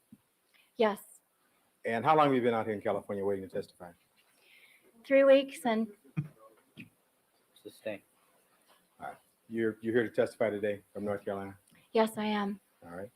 Now, in that connection, prior to moving to North Carolina, did you live in California? Yes, I did. And how long had you lived in California prior to going to North Carolina? Since I was 12. So a good part of your life was spent here. Yes, Is that correct? When did you move to North Carolina? in 1993. All right. When you were last here in California, what was your occupation then? I was a freelance This is writer. the 90s. Of course, she has and shoulder I pads. worked at UCLA as a senior learning skills counselor, and also at Santa Monica Malibu Unified School District as a home instructor. And how long did you have those two occupations, both at UCLA and at the Malibu School District? I started working for Malibu School District in 1974 or 1973. Wow. So she was and for teaching 22 years by the UCLA time of in this. 1983. All right. Now, I would like to direct your attention back to the month of April of 1985. Did you have occasion during that month and during that year to meet an individual by the name of Mark Fuhrman? I'm sorry, what was the month again? I think please? April of 1985 or thereabouts. It was February All right. 1985, Let's yes. specifically direct you back to February of 1985. And did you have occasion to meet Mark Fuhrman during that time frame? Yes, I did. And would you tell the jury where you were the time that you first met Mark Fuhrman? You might pull the microphone up a little bit closer to you. All right. I was at a cafe in Westwood. I don't remember the name of the cafe, but I believe it was on Westwood Boulevard. And what happened? How did you happen to meet Mr. Fuhrman at that time? I was sitting on the outside of the cafe. There were tables on the outside, and I was sitting there. I was working on my laptop computer, and a man dressed in street clothes came up and asked me. See, listen to her answering. She's answering the questions like a screenwriter would answer them. She's setting the scene. I was in an outdoor cafe. Under the trees, the wind was blowing slightly. A strange man approaches. She's giving her testimony as I would expect someone who has a movie script playing in their head would answer these questions. Doesn't make it right or wrong. It's just interesting, I think, because that's her job. She's been screenwriting for 20 some odd years. She's been teaching screenwriting for 20 some odd years. And I think it's just like a natural way she talks. Yeah. I was sitting on the outside of the cafe. There were tables on the outside, and I was sitting there. I was working on my laptop computer, and a man dressed in street clothes came up and asked me about my computer. That was a fairly common thing for people to do then, because this was a time when laptops weren't that familiar to people, and often people would come and ask me what it was and how you used it. So Technology. this man asked me what I was doing and what that was, and I explained to him that it was a laptop and explained to him how it worked. And All right, and this was in February of 1985. yes, All right. Thereafter, during that conversation, did you have occasion to, were you working on some particular project at that time? at the time The time when you When first I- met Detective Fuhrman? I was transcribing some notes, and at the time I was thinking about developing a story about women in the police department and to what extent they were successful in different kinds of areas. I was thinking of particularly areas of high crime. All right. Now, after you first met Mark Fuhrman in February of 1985, did you thereafter have further meetings with him after your initial meeting in February of 1985? Yes, I did. All right. And tell us about those meetings. And did you at some point engage him as a consultant or an advisor for a screenplay you were working on? Yes. I did. Tell Okay, us so about that. now we're laying the groundwork for why she was During our talking to first him and he was meeting, dropping Officer N-bombs. Furman at that time told me he was an officer, and he was interested in my idea of working on a story about women on the police department and the extent to which they could succeed in areas of high crime. Officer Furman had Not very well, strong views according to Furman. about the extent to which some women, All right, next question. Well, did Officer Furman have views about the ability of women to succeed in high crime areas? yes, he did. What were his views in that regard? It's not irrelevant. That's the whole fucking point of this. He had strong views about women's ability to be able to succeed in areas of high crime, feeling that some of them were not capable of that. And during this particular first meeting, he told me that Sustain. So you Next had, question. sorry, you had a conversation during this first meeting. You're able to garner some of his views about women in law enforcement during the first meeting. Is that correct? that's correct. Did you, at or during that first meeting, make some arrangements to meet further with Mr. Furman regarding his views and whether or not he could help you with interviews that you might want to conduct? Yes, All right. Well, tell us about what you did in that connection. Did you retain him at some point?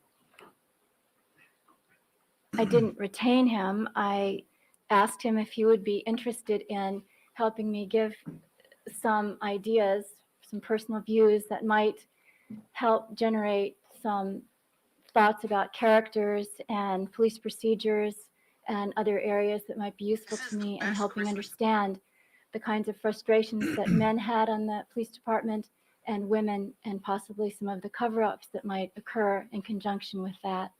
And he agreed to help me to that extent and give me some of his personal views, some ideas that he might have. And so we agreed to meet again and tape the interviews. All right. And you told him you wanted to tape the interviews that you conduct with him, did you? Yes, And did you tell him why you wanted to tape the interviews? yes. And why was that? He was giving me a great deal of material that would be She could hard masturbate for to me it to at night. process, to understand unless I listened to it, because I had to understand it sequentially to be able to write it cinematically. So sometimes it was police procedure, sometimes it was different kinds of things people were saying, and it would have been difficult to take copious notes and actually listen to him attentively. Now, these interviews that you had with Detective Furman, were all of those interviews taped as best you can recall? Yes, And tell the ladies and gentlemen of the jury, over what period of time did you conduct these taped interviews with Mark Furman after your initial meeting with him in February of 1985? approximately from the beginning of April. See, and that's why F. Lee Bailey specifically asked him, have you used the N-word at any time at any point in the last 10 years? Was because these tapes started 10 years before this hearing. So they needed to at least put it in that time frame. So have you used it in the last 10 years was asked, because she has videos from the last 10 years. That's how that works. Let's go. Oh, before we do that, let's hit a couple of these chats here. Legendary Racing says, I bet Steve killed Nicole too. No Steves have ever killed anybody ever. I think. I don't know. But nobody named Steve killed Nicole in this case. Could have been a Steve, because OJ's still looking for the real killer, apparently hiding out somewhere on a golf course in Florida now that he's back there after serving time in prison. Xcomer drops the 20 krona magic underwear ? No. Xcomer again. What's all that crap on his desk? We read that already. And the grifting. It was Lady Swan Lake gifting. It's her birthday. Some take a shot to show celebrative spirits in these circumstances. Well, there you go. I just happen to have a random glass and a random bottle of scotch laying nearby. I have some spiced rum, but we'll do some Glen Grant scotch. This is the Glen Grant Arboralis Grand Uber alles. Yeah. Oh my gosh, Lady Swan Lake. Absolutely. What a great, great gift for you to start the stream off with the five gifts, the gifted memberships. I should have wrote that down. I deeply apologize to a great woman, a great hometownie. She's a homie from just over the hill from me. Met her during vacation. We had a great dinner at an amazing 85-year-old restaurant that is the center of the town she lives in. Amazing stuff. Happy birthday to you. It sucks that it's so close to Christmas. My sister's birthday is on the 16th of December. One time in my life, I gave her a birthday/Christmas present. My birthday is in July. In July, she gave me a birthday/Christmas present, and I learned never ever to do that again. So happy birthday to you. Merry Christmas, Happy New Year, and the entire holiday season is here for you. Cheers. Great scotch for a great person. Thank you very much for that super chat, X-Comer. And the Apostle Steve says, happy birthday, Swan Lake Lady. Whew. Thanks for all the gifted memberships today. Absolutely. That is very, very kind of you. Very, very gracious of you, especially on your birthday. People should be giving you gifts. All righty. Let's get back into it.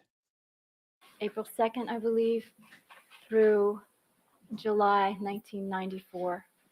So over almost a 10-year period of time, you had taped interviews with this man. Is that correct? Yes. Now, with regard to these interviews, what did you call these interviews with Mr. Fuhrman? Interviews with Mark Fuhrman. And in talking with this man, what were you trying to get from him? Were you trying to get information from him? I was trying to get some idea of the frustrations that some men who belong to a particular group called Men Against Women on the police department. Men Against Women. What a creative name for your group there, Mr. Fuhrman. Men Against Women. It's like the Little Rascals, the Girl Haters Club or whatever. Was it the Girls Haters Club that they call themselves? Something really original like that. I know. Let's start a club where we, all of us men, talk about how much we're against women. What should we call it? I know. Let's call it the Men Against Women Club. Some kind of frustrations that they might have that would cause them to want to join a group like that, and then try to understand. She's answering the question. Finish your answer.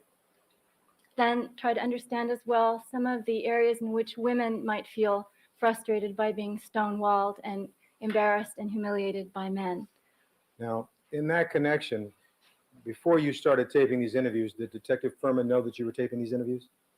Yes. And did you give him any, would you tell him,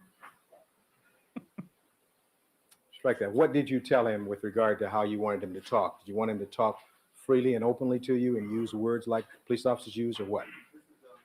Sustain. And what did you tell him about the kind of conversation or about the kinds of things you wanted him to share with you regarding police work? Yeah, we need to get Froggy. We need to get Froggy from the Little Rascals.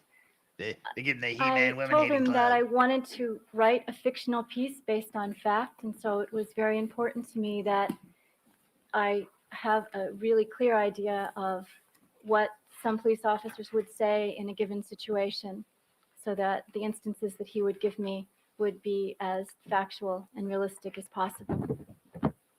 You asked him to be factual and realistic. So she asks him to give real life Yes. examples. Now, in that connection, And so he does after on you tape. would, before you'd have a meeting with Detective Fuhrman, would you ever provide him with any questions, the kinds of questions you would ask during your actual meeting?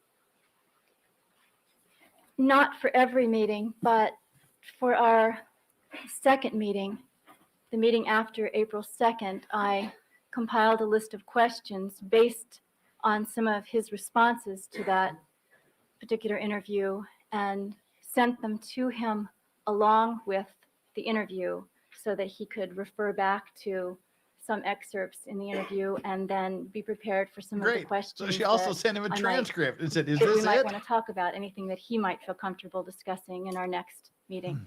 So I didn't always All right. include questions. But on occasion you did, is that correct? Yes. Let's talk about your procedure with regard to the taping of the interviews. After you had taped the interview and the interview had concluded, would you then do something with regard to transcribing those tapes? Yep. Yes, I would take the tape back home and put it in my transcribing machine. I have a cassette transcriber, a professional cassette transcriber machine. I didn't and a just say it, micro Winter Soldier. I cassette said it a few minutes transcribing ago. You'll machine, catch up to us eventually. allows you to modulate the speed of speech and also the volume, and it has a foot pedal so that you can rewind at your leisure and review things that you're not sure about. A So then I foot pedal would to put rewind your tape. whatever cassette I was using in there and transcribe it within a day or two of the interview for my records. Now, with regard to your transcribing habits, had you had a job prior to this time, prior to 1985, where you'd done transcribing before that? Yes, I did. What job did you have in that connection? During college, I worked through, not through college, but through a large part of it for a few years at Retail Credit Company. It's a place was in Van Nuys, and I was a professional transcriber. So as a professional transcriber, you knew how to transcribe at the time you set about to transcribe these tapes. Is that correct? Yes, Say And with regard to transcribe that, one did more you try time. did you transcribe it accurately as best you could? yes, I did. And why did you want to transcribe it accurately? How would that be helpful to you? Well, again, initially, I knew very little about the police department, and I was doing other extensive interviews and research, ride-alongs, lots of research at the Los Angeles Police Academy. But when someone was going to be telling me specific events or issues that I needed to understand clearly, I would need to take that down as accurately as possible so that when I refreshed my memory, the details that I would give would be accurate, so that when someone would read it or hopefully see it as a feature, they would know that it was an accurate, well-researched project. So it was very important for me to transcribe the interviews accurately. Did you, at the outset in 1985, was there a difference in the way you transcribed in 85 and later on, let's say in 1988 or in 1994? Is there any difference? Yes, there's a difference. And tell us about that briefly. Again, in the beginning, I wanted to be as precise as possible. Also, I was developing the story, but as the outline of the story became clear and the treatment, which is a narrative short version of the story, as I understood what that was about, my questions to Officer Fuhrman at that time were sometimes more topical, so that when I would transcribe it, I might leave out my question and I might just put in the topic. It also had something to do with the fact that I had just had 2 children during that period of time from 1986 to the early 90s and was married and I was very busy. So I didn't take as much time to transcribe my questions and all the finite kinds of details. If people interrupted I us love in the melons. restaurant, I would keep that out. Did you Who ever doesn't? at any time in transcribing these transcripts ever substitute a word or put a word in that Mr. Fuhrman didn't say? Not intentionally, no. You tried to be accurate, is that correct? Yes. Your Honor, I'm going to ask if I can approach the witness, and this has previously been marked another hearing 1364. I'll just ask you a couple questions regarding it. I want to place before you Mike, you're way behind. Catch up, bruh. 1364, which I believe indicates Fuhrman questions round 2. Would you tell the jury just briefly what that is, Ms. McKinney?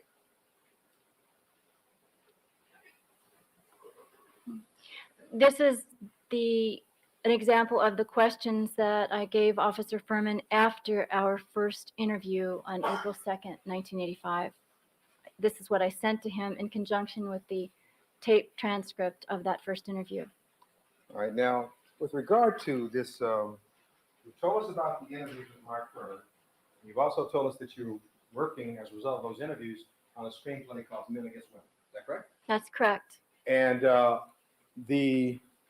was a subplot of your screenplay, Men Against Women, dealing with racism at all? No, it was sexism. You were dealing with sexism, is that correct? Sexy womanism? All right, I'm now, all for that. with regard to the taped interviews over the 10-year period that we've been talking about, do you remember how many tapes you actually transcribed over that period of time? Again, please, how many tapes? How I many tapes were actually transcribed? transcribed over the 10-year period? How many hours? Oh, 11 to 12 hours of tape. And I presume during these 11 to 12 hours, you tried to be as accurate as possible, right? Yes. Now, with regard to the 11 to 12 hours, did you ever at any point inadvertently tape over any of the tapes? Yes, I did. All right, would you tell us how many, if you recall? I taped inadvertently over 2 tapes. Oops. And would one of those be the first tape? Yes, one And was the first. When was that? When was that first interview? The first interview that was taped was April 2nd, 1985. Now, in April 2nd, 1985, would I be correct that after the interview was conducted with Detective Furman, you then transcribed it within a day or so? Yes, that's correct. And in seeking to transcribe it, was your memory fresh the time you transcribed it? Yes. Did you personally transcribe it and seek to record everything he had said? Yes. And were the resulting transcripts or transcript a Thanks, true Mighty account Meat. Appreciate of it. what Mr. Furman had said during that interview? Oh, Yes. And finally, was this transcript an accurate record of what was on the tape? Yes. Now, was there another time that there was another tape that was inadvertently taped over later on? Yes. And do you remember the number of that one? Do you recall? I believe that was tape number 9. Was that a later time? Yes. All right. But with regard to tape number 9, if I were to ask you the same questions, did you seek to transcribe that tape within a day or so after the interview? Yes. And did you at that time personally do that? Yes. You strive to be as accurate as you could? Yes. It was a true account of what Mr. Furman had said? Yes. And it was an accurate record as far as you knew. Is that right? Yes. All right. Now,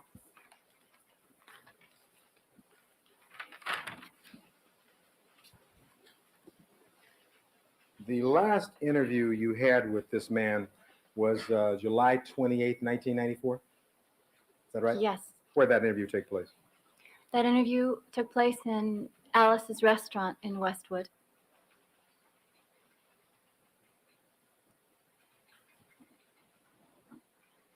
Now, Hmm. during the time that you talked with Mr. Furman during this 10-year period of time, did he ever use the racial epithet, which I'll call the N-word, during the course of your conversations with him? There we go.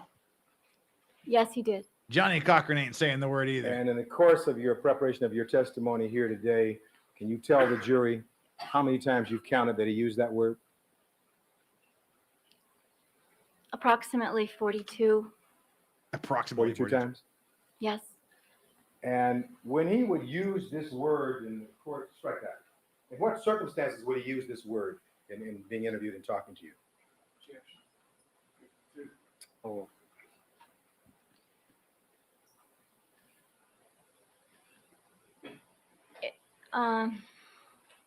Well, the tapes were, the interviews were confidential. I mean, Officer Furman certainly didn't think that I would. all right, this answer is non-responsive. Would Let you me- rephrase the Let me raise question? the question. Can you describe for the jury under what circumstances would he use this so-called N-word? What was he talking about? Police procedures? What was he talking about? Oh, I see. That the word would come up in conversation when he might be talking about how an officer might deal with a suspect, or a police procedural issue, or how an officer might be talking about someone in administration, just general, normal language. Next question. All right. And when you would hear these words of this particular epithet, would that have an effect upon you? Certainly. And what effect did it have upon you? Oh, Can you answer? It's a base epithet. There's no way of doctoring it up and making it sound better. It's offensive, and I didn't feel good about it hearing it. However, I was in very much of a journalistic mode and knew Very to be able much to get journalistic. the mode. information that I needed to to be able to acquire from Officer Furman, I would need to not react, not to be judgmental about hearing some of the very base, offensive kinds of things that I would be hearing. Next question. All right. So you didn't agree with this use of these words. Is that what you're saying to us? No, I didn't agree with the use of them. All right. But you're in a journalistic mode, so you sat there and listened to him as he went on. Is that right? Sustained. Well, Did you say anything to him about using these words at that time? No, I did not. And in the use of these words and other things during he was talking to you, would he describe his experiences in police work? oh, The answer. Could you ask the question again, Certainly. please? Sorry. In the use of these words and during the course of the interview, did Detective Furman describe his experiences in being a police officer? Yes. Now, with regard to the 41 or 42 times that he used the so-called N-word, can you describe for the jury how he appeared as he used this word? oh, You may answer. oh, You you have can a answer. question?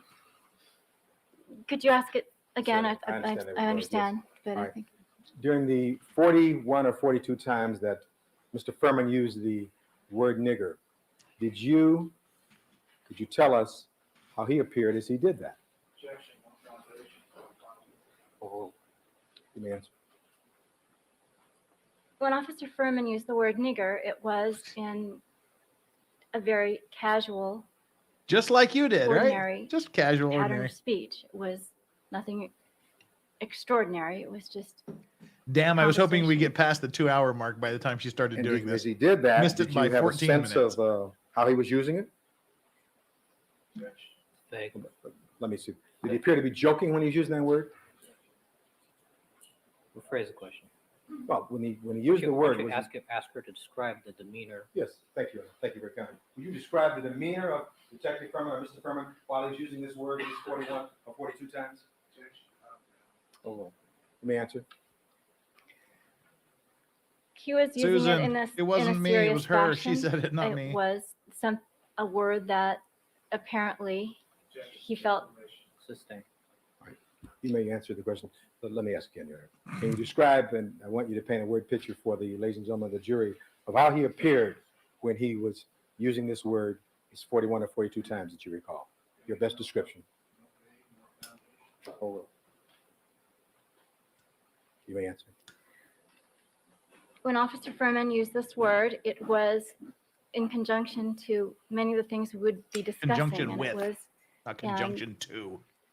a serious manner. It was not lighthearted. It was something that he would use in normal conversation.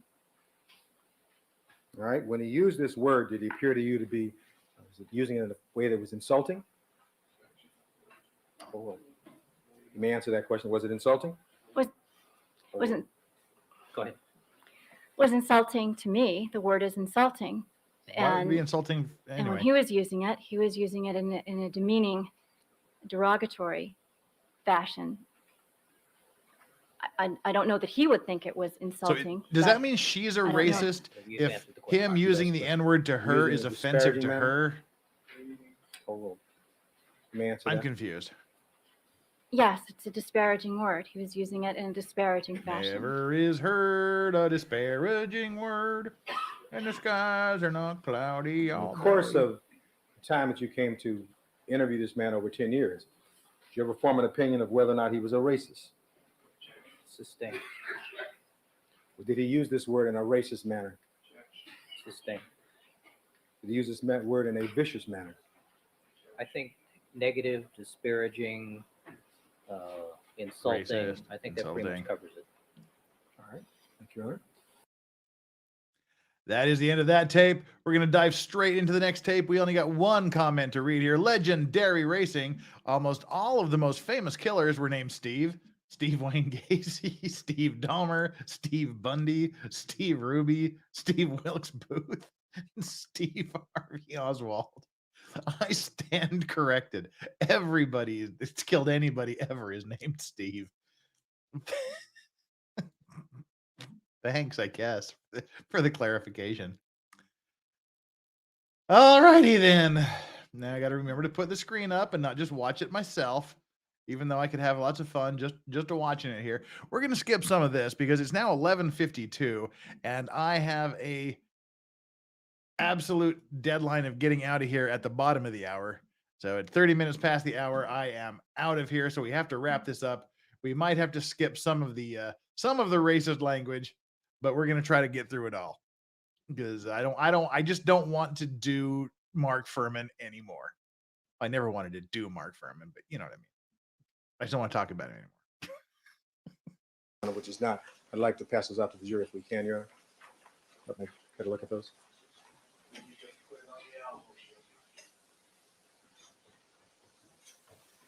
No, I don't have a booty call. Passed out. I'm going on Danny on stream. Although She's going it to be is- she's going to be interviewing me Cochran. because I'm awesome. Given the time it will take to pass it out and collect it, it is something we can't put on the. Well, it'll be up on the screen also, but at some point, I'd like to mark it, Your The Honor, weekends are for booty calls. as our next. I'd like to see it, if I may. If you have a copy.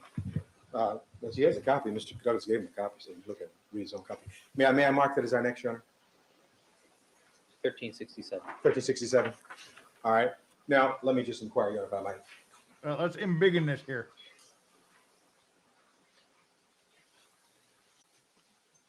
Tape that Mr. Harris will be playing. Yes. Mr. Harris has some speakers, Your Honor. He's going to move at this point. Court, please. Let me ask a question while he's doing that, Your Honor. Now, with regard to, may I give her an excerpt, Your Honor, on the excerpt? Yes. Do you have one? I've got mine. Pinochet's helicopter tour says I could listen to Mr. Cochran narrate the phone book. Yeah, he's a great orator. Like I said, if you want a devastating to, cross-examination, These two F. Lee excerpts. Bailey. You want a You shared scientific with us there's some cross-examination, Barry 42 Scheck. or more. You want instances where he charisma, uses this go for offensive word. Johnny Cochran. This first one. And Alfred Sparman says, stay here, Jeff. I want my full 42 This, N-bomb. They only this play first 7 of them. instance That They we're only play going to 7 be of them seeing on tape. shortly. Can you give us some background? I'll use the, I'll read it, Your Honor, and ask her to give us some background regarding this. And this particular one, I believe this is one where it was taped over and we have just a transcript. Is that correct? That's correct. And with the question, but the quote by Fuhrman is, "We have no niggers where I grew up." Do you recall him saying that? Yes, Is that a fair and accurate portrayal of what he said? yes. And what tape was that where you made that statement? That was during our first interview, And that was the one you described for the jury. This was taped over. the first taped interview, April 2nd, 1985. And with regard to that particular one about having no African Americans where he grew up, can you compare? Ironically, I would object to this if I were the defense because they limited the scope of who ever used the word in the last 10 years. This, well, when he was on there, when Mark Fuhrman was on the stand, it was June of 1995. And this was more than 10 years. This was earlier than June 1985. This was a few months earlier. So I would have objected and said they can't use this because it's not within the scope of what he testified to. And he said he didn't say anything about not using the N-word 10 years and 3 months before the hearing. Pair that with the other 42 others from a standpoint of how he used that word and that compared to the others. It's a vague question as Well, well, and I don't know that anybody can really answer Well, that. let me. Well, no. Let me try again. Okay. Rephrase the question. Okay. With regard to this instance where we have no blank where I grew up, you have that in mind? Yes, Can you compare that with the other 42 times or so that he used this in the course of your interviews? If there any difference between how I used the term there and the other 42 times or so? Okay, you may answer. yes, there's a significant difference here. This particular example is the least offensive and inflammatory in comparison to the others. All right. Now, All right, I'm going to strike that answer. Ladies and gentlemen, that's a judgment that is not appropriate at this point in time. You're to disregard that last question and answer. Next question. All right, Your Honor. With regard to, let's move down to the second incident we've been allowed to use that for Fuhrman speaking. They don't like how he do said- anything. They don't go out there and initiate a contact with. I like how he said that. Not let's move on to the second one. He said, let's move on to the second one that we were allowed to use. That's a subconscious implant that there are lots that they weren't allowed to use. Brilliantly worded there. The second incident we've been allowed to use that for Furman speaking, they don't do anything. They don't go out there and initiate a contact with some 6'5" nigger that's been in prison for 7 years pumping weights. Do you recall Mr. Furman saying that to you at some point?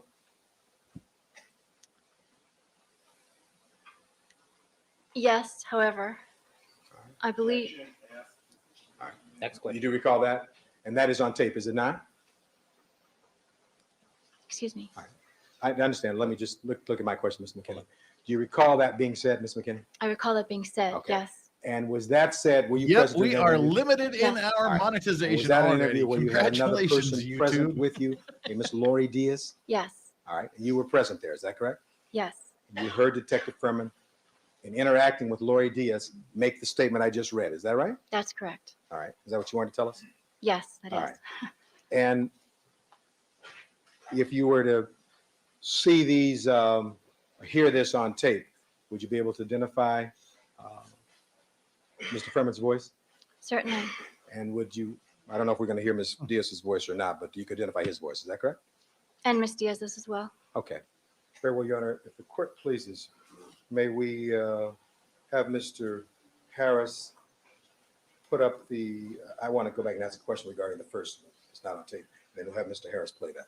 May I have With- I'm sorry, I didn't mean that. Sorry. Go ahead. May I have an opportunity to hear what they're going to play, given the possibility of other voices on the tape? So I think we've all had sufficient opportunity at this point, Mr. Chairman. With, All right, Mr. Harris, do you have your headphones available there? All right, would you play that quickly for Mr. Darden, please? Gosney, Battle of the Egos, Bronca that? and Pass Gosney. No, out the they excerpt. complement each other. They work together brilliantly well. Our Jeff was only there as a witness. Hey, when there's two experts talking, I sit back and I absorb it. I listen. I was in school. I love just hanging out with those two. Now, if there were questions about Russians, our Jeff was subject matter expert. Yeah, that is true. All right, we can skip forward through this. You, We can't hand hear those it. out to the jury, please. And the transcript's out. Let's listen to some more. Talk. Chris Darden's hitting up Dana Plato, asking about, what you're talking about, Willis. You heard that excerpt?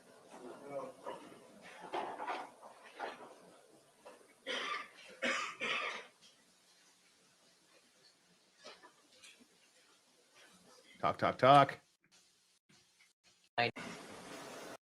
Give it to Deputy Bashmakian, please. Listen to more tapes.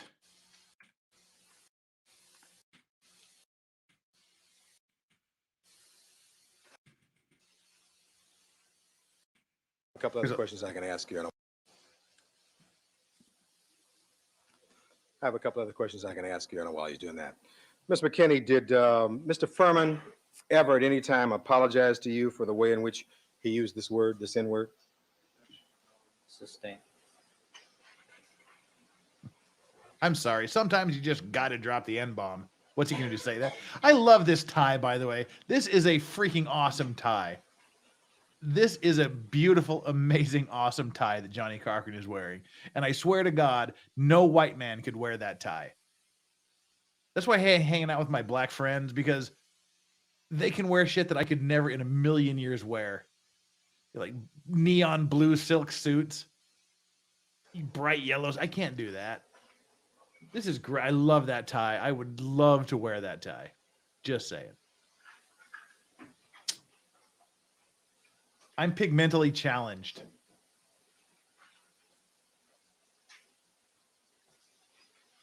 And actually, again, we said the term N-word came from this. The term playing the race card also comes from this trial, by the way. Good for you to mention that. Johnny Cochran was one that started this play in the race card thing when he kept hammering on them playing the race card in this case. So yeah, this case brought us the N-word. It brought us play in the race card. It's founded. He's indicating it's not coming through his headphones. That's the problem. Well, as a white man, the best thing I can get away with is a paisley-laden, like smoking I'd like to have jacket. Mr. Darden have the opportunity to Do we have to do this? To be with fair, the- no, Without the headphones? In other words, he can't cue it up just on a system through his headphones? that is not a bad tie. That is an Yes, awesome Can I tie. cue it up without the headphones? Or with the headphones? It's not playing through the headphones, it's a problem. It'll take less than a minute, Your Honor.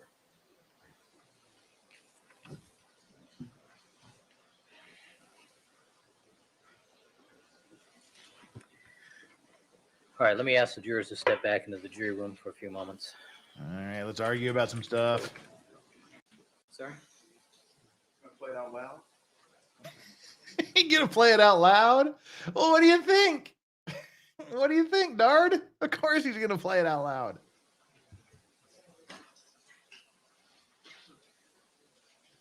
Ralph, you just got no fashion sense. Come on. Seriously, that tie is a baller. Honestly, I used to wear those like that in college. I clean up nicely when I want to. Sometimes I wear my drug rug or the taco shell, if you want to call it that, the taco tarp. But yeah, I clean up nice when I have to. But damn, I can't compete in the color department.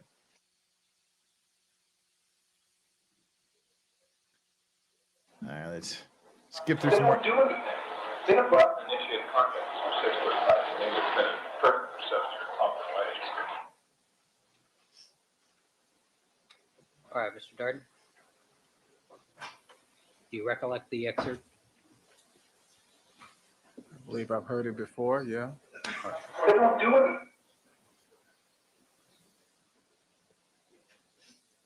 All right, let's have the jurors, please. Deputy McNair. I'm sorry?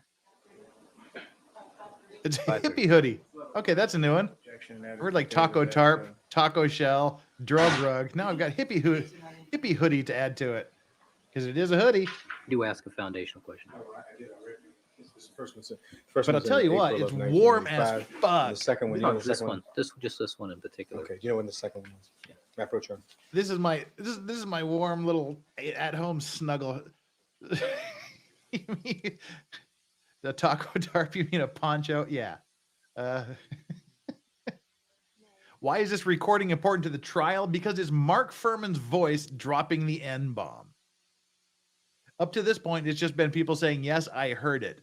These are tape recordings of him actually doing it. So it's evidence to support the assertion that he's used the word in the last 10 years. Yes, I am beige. Literally every suit I own is dark blue, black, or black with dark blue pinstripes.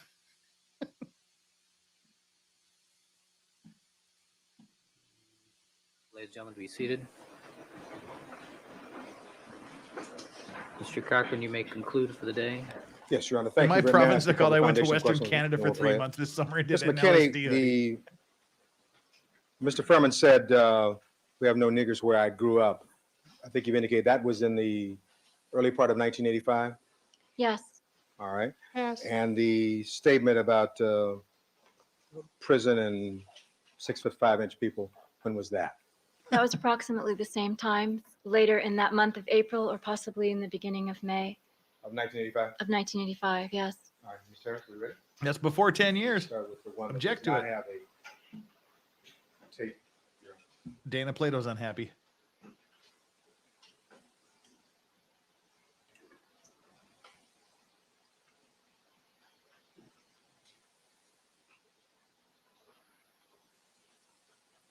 Oh, wait. We- In the course of the times that you interviewed this man, did you find out where he had grown up? Wait, In we don't get the Washington audio? Was this discussion come about during the discussion? OJ's where looking like he actually wants to grew up kill and lived? somebody. Yes, Is that an accurate statement, ma'am? yes. Oh, that reminds me. I forgot to play my intro. What better time than the present? Now that OJ looks like he wants to kill somebody. Here we go. 3, 2, 1. OJ Simpson kills those two people so hard, they stop making the Ford Bronco. There we go. We're back. I forgot to do that at the top of the show. All right.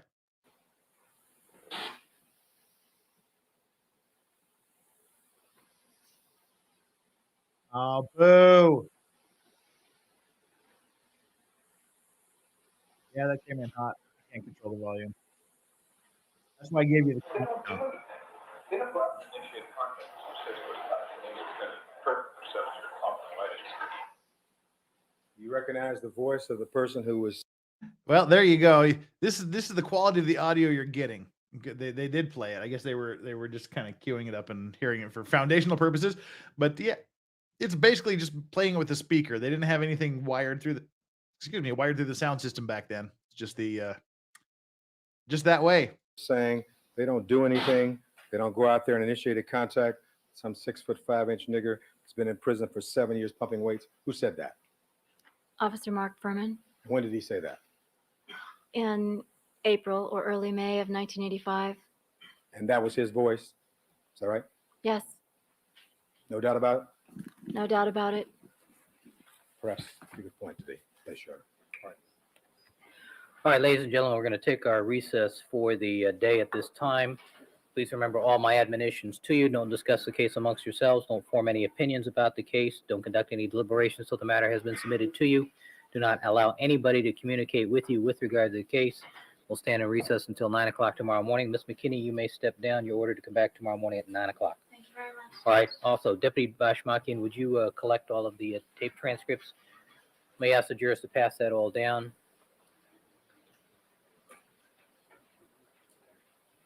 All right, let's get rid of the All jury. right, let me see counsel without the court reporter, please.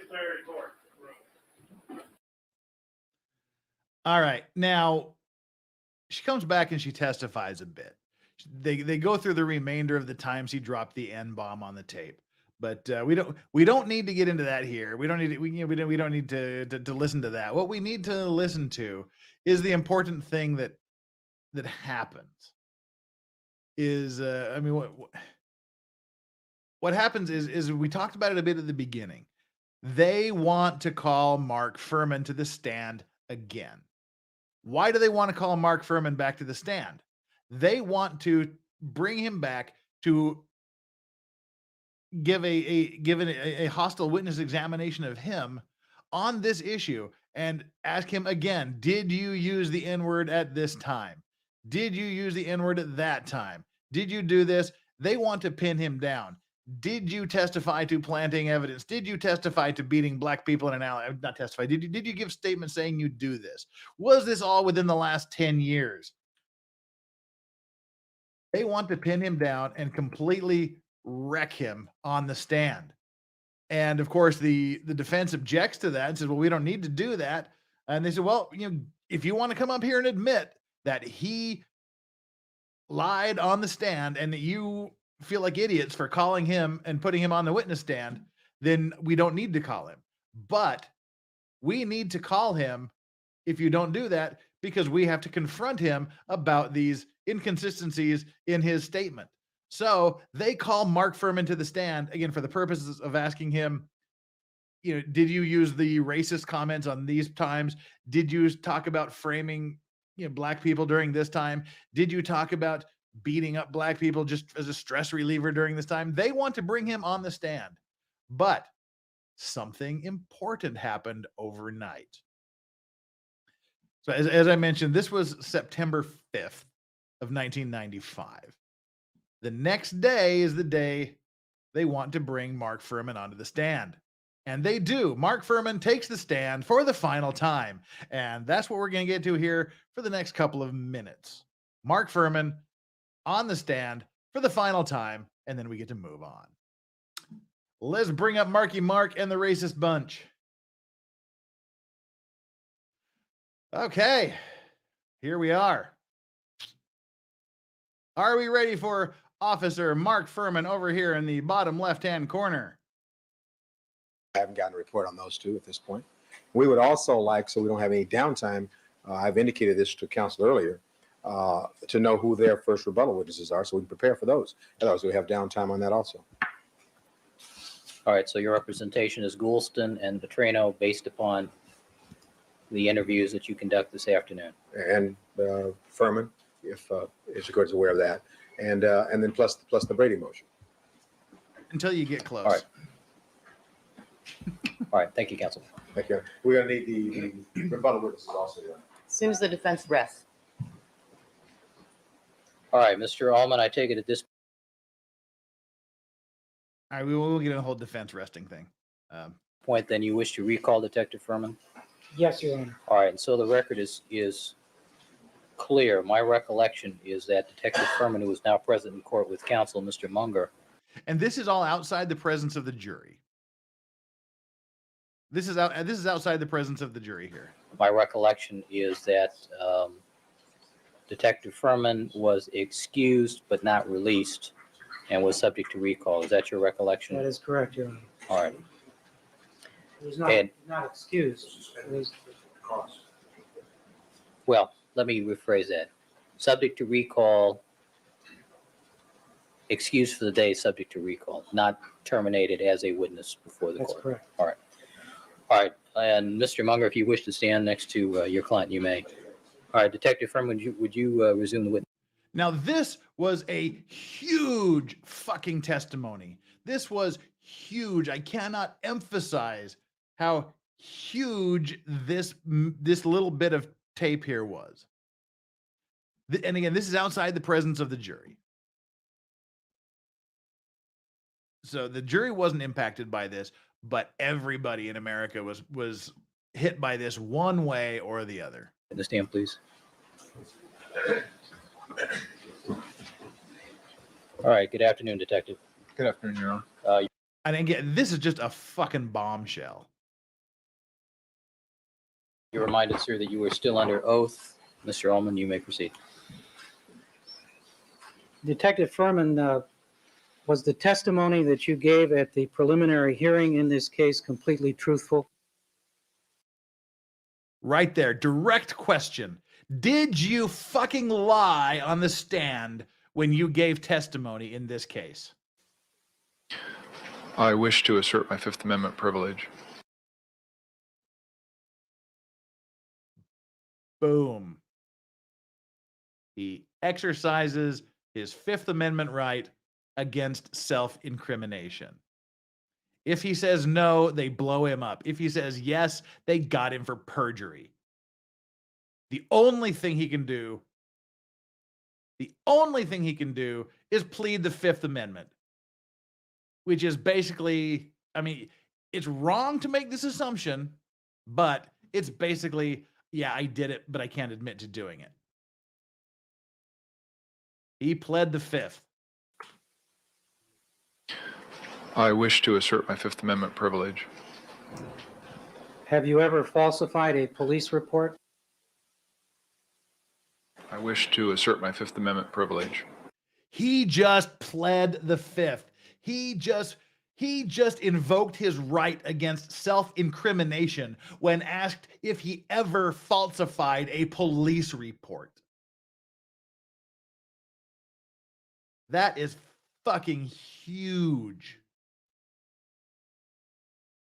This was not done in the front of the jury because it would overwhelmingly prejudice the case against the prosecution. If their star witness gets up and says, I'm not going to answer the question about whether I testified truthfully or whether I've ever falsified a police report. We'll get to what happened later. But yeah, that is devastating. I mean, that is a crushing answer. Is it your intention to assert your Fifth Amendment privilege with respect to all questions that I ask you? Yes. And again, this is the setup for the biggest fucking question of them all. He's like, okay, you've pled the Fifth twice. Are you going to plead the Fifth to every question I ask you? Yes. So the idea is, okay, well, then I don't need to ask you anything else because you're going to plead the Fifth. We're not going to get the answer. You're going to assert your Fifth Amendment privileges. But I've got just one more question for you. I know you're going to plead the Fifth, but I'm going to fucking ask this question anyway. Amendment privilege. Is it your intention to assert your Fifth Amendment privilege with respect to all questions that I ask you? Yes.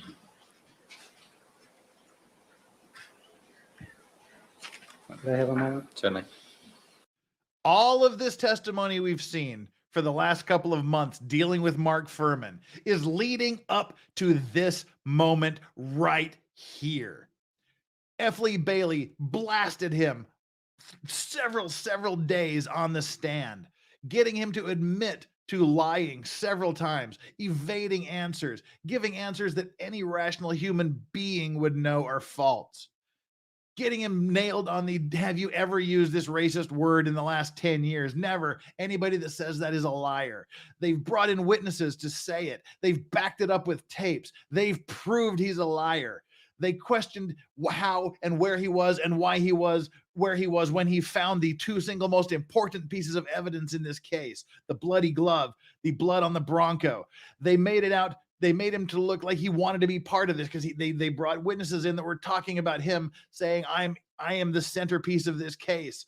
He did this. He's got the testimony of people talking about how he would frame black people, how he would bring back black people down an alley and beat them with sticks to relieve stress. They've got him here. All of this devastating testimony of the prosecution's star witness has led up to this one question right here.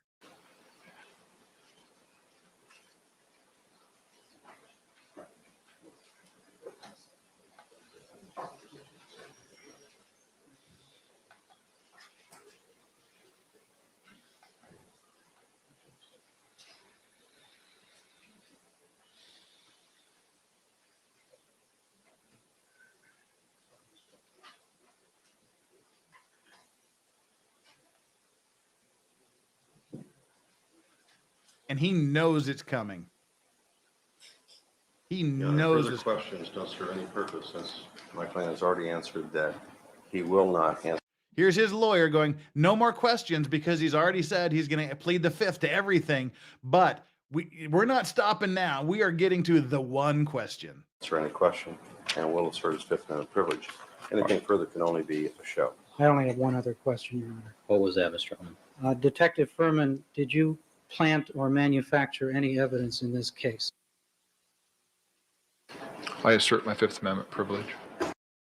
Dead. The prosecution's case was dead in the fucking water at this point. If Barry Scheck actually did the cross-examination of the criminologist well before this, it was dead at that point. If it wasn't dead at that point, it's really dead at this point. Did you plant or manufacture evidence in this case? I plead the fifth.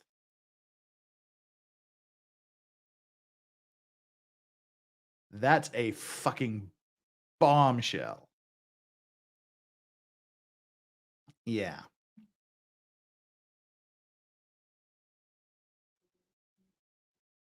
All right, based upon the witness's answers, the representation by his counsel, Mr. Munger.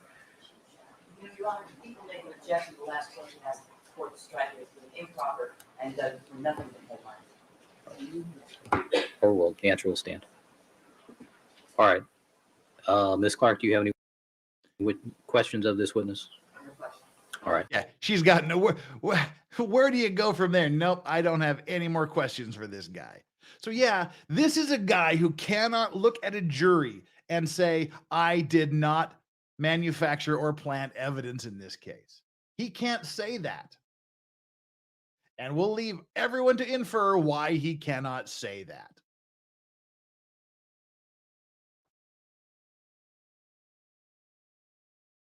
Yeah, this was brutal. Then, given the assertion of the Fifth Amendment privilege, we will not conduct any further inquiry as to Detective Fuhrman. But however, Detective, I am going to release you from further attendance this afternoon. However, you are still subject to recall. All right. Thank you, sir. Thank you, Your Honor.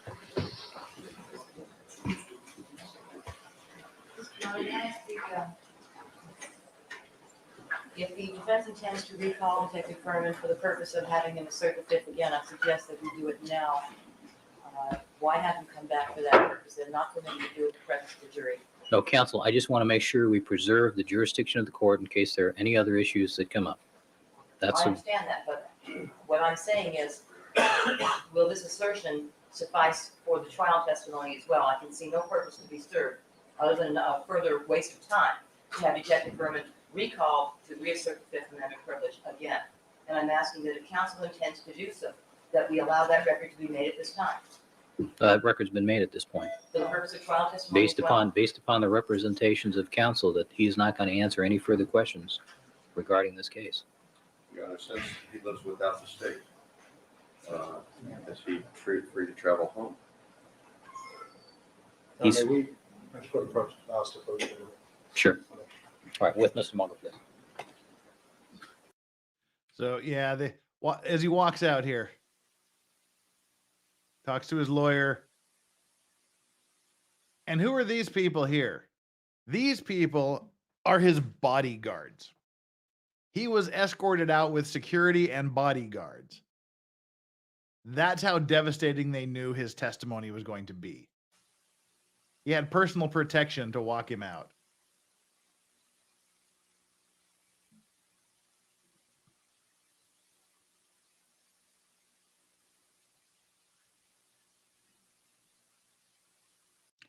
That is devastating.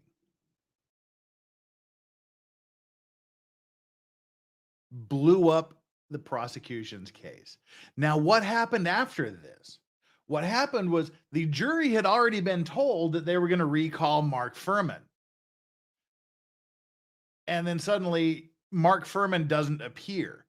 And of course, the defense wants a stipulation to be made, expressed to the jury, that he is not coming back because he exercised his Fifth Amendment rights against self-incrimination and will not answer questions regarding planting evidence, manufacturing evidence, and being a racist.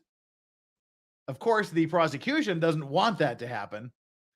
And Judge Ito made the determination that he would make a comment along the lines of just vaguely referring to that he wasn't going to be given any further testimony, and make vague allusions to asserting Fifth Amendment privilege. But that decision was immediately appealed by the prosecution. And at the end, the appellate court said, no, you can make no reference whatsoever to Mark Fuhrman asserting his Fifth Amendment privilege. So what ended up happening is the jury was told Mark Fuhrman's coming back. Mark Fuhrman never came back. And they no idea why it was never revealed. So fast forward a little bit. 1 year after the trial in 1996, what became of Mark Fuhrman? Mark Fuhrman is one of the few people that have actually been prosecuted for perjury. He was charged with perjury, giving false testimony in relation to his use of the N-word during the OJ Simpson trial. So yeah, he was charged with perjury for lying on the stand. He pled no contest. No contest isn't a guilty plea, but it's basically the same thing. A no contest plea means you have enough evidence to convict me, so I don't need to do anything. I'm just not going to say anything. I'm just going to say, okay, even if I'm innocent, I'm not admitting guilt. I'm not saying I'm innocent. I'm just saying that regardless of what my arguments are, you have enough evidence to convict me. So it's basically a way of pleading guilty without actually pleading guilty. You don't want to say those words, guilty, and the prosecution won't let you use the words not guilty. So you come up with this middle ground, the no contest.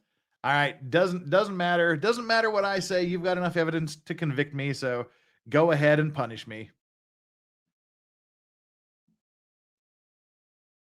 Yeah, so he pleaded no contest to it. And that brought the Mark Fuhrman saga to an end. The saga of Mark Fuhrman is over. He was sentenced on October 2nd, 1996 to 3 years probation. Yep. So it was a plea. It was a plea bargain. You give me probation, and I'll give a no contest plea. Wow. There we are.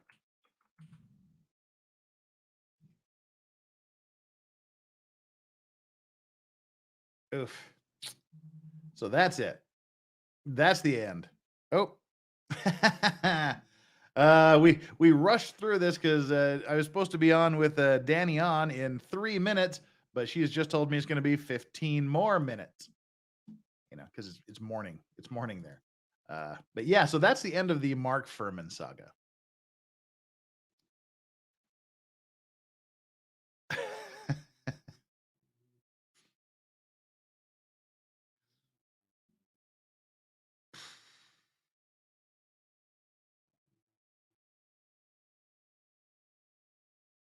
Yeah. Oh, we have a question here. Where'd the question go?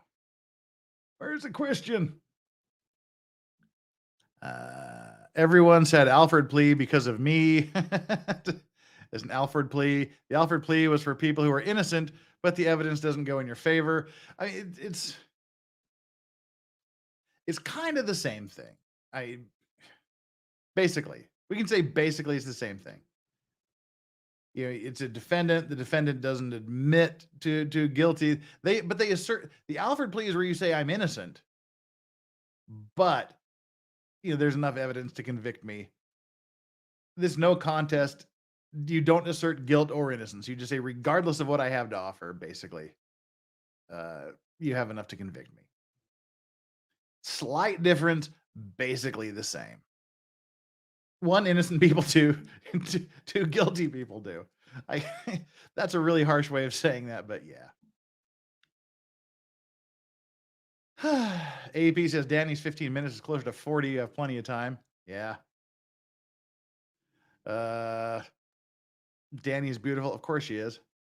I say an hour. I hope not an hour, because she's the one with limited time.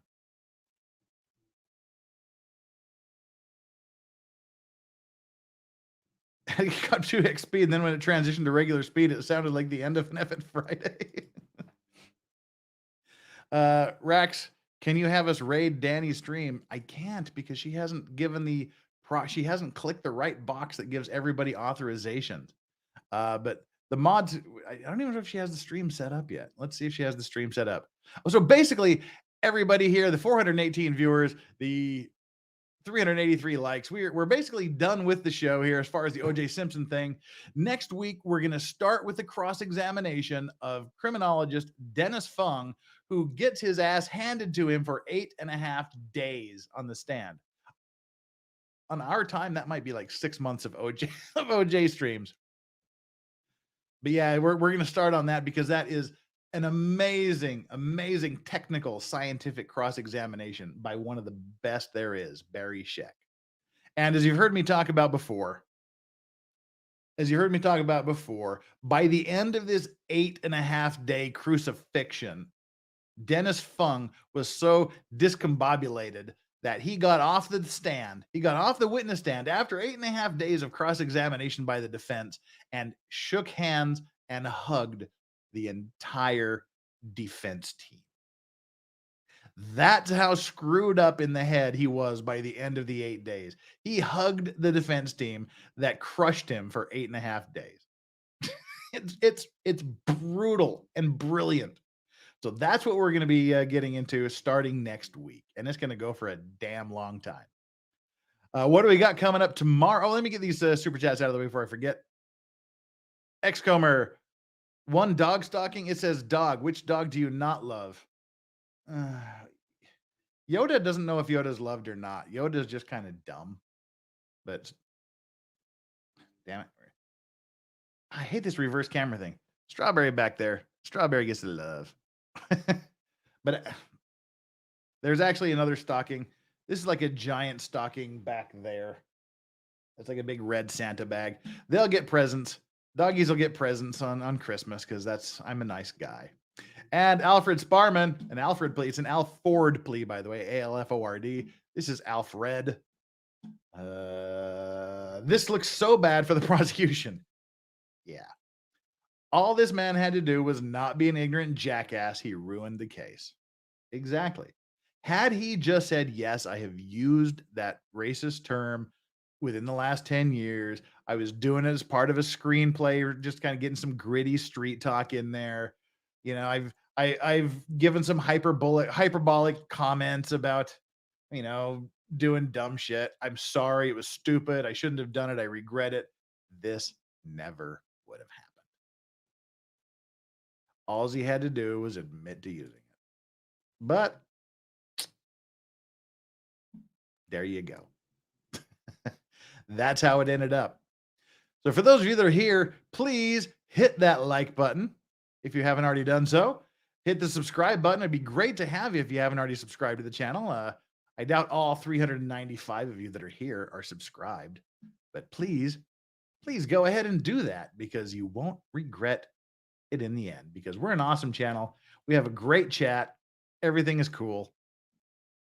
What we've got coming up tomorrow night, we may or may not have a stream this time tomorrow night or tomorrow morning for you guys in the States. I haven't decided yet, but Friday night, US time, we're going to be doing the chill stream. We're going to be doing a chill Friday stream. We'll have some mods on. We'll hopefully have some other guests on. Lots of eggnog will be flowing. The super chats, it'll be like a semi-effort Friday. Got to drink the eggnog, and it'll be day drinking, so it'll be extra fun. So yeah, bring the super chats on Friday. I figure we'll do like $20 eggnog shots. That'll be the deal. We won't do the $100 shots unless somebody wants to. Then we'll break out the high proof whiskey. But on the Friday chill Christmas stream, we'll do like $20 eggnog shots. They're fun. And it's really, really good eggnog. Oh, and I told people I would post my eggnog recipe. I'll do that tomorrow. I'll post my eggnog recipe in the communities tab on my YouTube channel here. So look for that. It's a great no cook an eggnog recipe, all fresh. Takes like a day or two for everything all the flavors to blend together, but you can drink it straight out of the blender and it's still delish. But if there is time, if I get bored, do everything I need to do on Friday night, my time, Friday morning, US time, I'll come on and do a stream, because I have lots of these little stories that I want to talk about, but I don't, they're not enough to fill an entire show. Execution, of course I want to get yeeted. Come on. I want to get yeeted. I don't want my channel to get yeeted. So yeah, there we are. But if I have some time, I'll pop on and we'll do some of these shows. We'll do some of these extra news stories. Otherwise, we'll take care of them during the course of next week. Next Monday will be another Maritime Monday, as always. Tuesday, we'll be talking about Bradley Yone, the guy that is acting as a sovereign citizen pro per, defending himself in 3 felony cases involving kidnapping and SA of a person. As I mentioned the other day, it has the potential of being even more out of control than the Darrell Brooks trial. Not going to miss that. We'll give some background on him and let you know when his next hearing date is, because the hearing's probably not too far away for him. Let's see. And also during the other parts of the week, we'll be doing a deep dive of Courtney Clenny. We're going to get deep inside Courtney Clenny and her case. We're going to be doing a review of her interrogation by the Las Vegas police when she got nailed there for assaulting her boyfriend there. And we'll be doing the 4.5-hour interrogation of her when she murdered, allegedly, her boyfriend. So that's what we'll be doing for kind of most of next week. And then it'll be New Year's. All right, there we have it. That's what's coming up. That's the good news. Hopefully we'll be there. Let's see. Well, maybe pre-arrest Clenny, not post-arrest. Exactly. Spatha's got it right there. What's he accused of? He's accused of kidnapping and SA of a person. Him and another fine young lady. So yeah, we'll do one of his motion hearings, which was so out of control it lasted 13 minutes. Amanda H., you're late. Just want to say hello and happy holidays, Jeff, before you might log off. That's happening in about 30 seconds. Go back and watch all this, though. It was fun. Christmas break with kids at home. Not as much mom YouTube time. Lol. Good morning. Bring your kids over here. We don't talk about anything controversial or out of bounds, do we? I don't know. Yeah, we want to talk about some more about Leilani Simon. We talked about yesterday. There's another case that's just kind of coming to light. Like, her name suddenly slips my mind. She was murdered in Mexico a couple of months ago in October. They've just arrested her friend for murdering her. So we'll talk a bit. What is her name? Can't think of it. Crap. We'll get to her. And maybe tomorrow night. I just don't know. All right, folks. That's it. In a few minutes from now, Danny On will be starting up her stream. I'll be a guest over there. She's going to interview me. She's going to pin me to the wall and ask me the tough, hard-hitting questions. So everything's on the table. We'll just have to see what she asks. I don't have any way of dumping us directly into her because she hasn't hit the proper checkbox to let people do that. So I'll be over there. So go to Danny On Direct, DANIAHN. That's her last name, Danny On AHN Direct. And that will bring up her stream, and I'll be there in a few minutes. Until then, we will see you on schedule Friday night, 9 p.m. U.S. time, which will be 2 a.m. London time, and 3 p.m. No, it would be 1 p.m. Australian Capital Time. Until then, enjoy your legal vices, and we might get an extra bonus stream about 22 hours from now. See ya.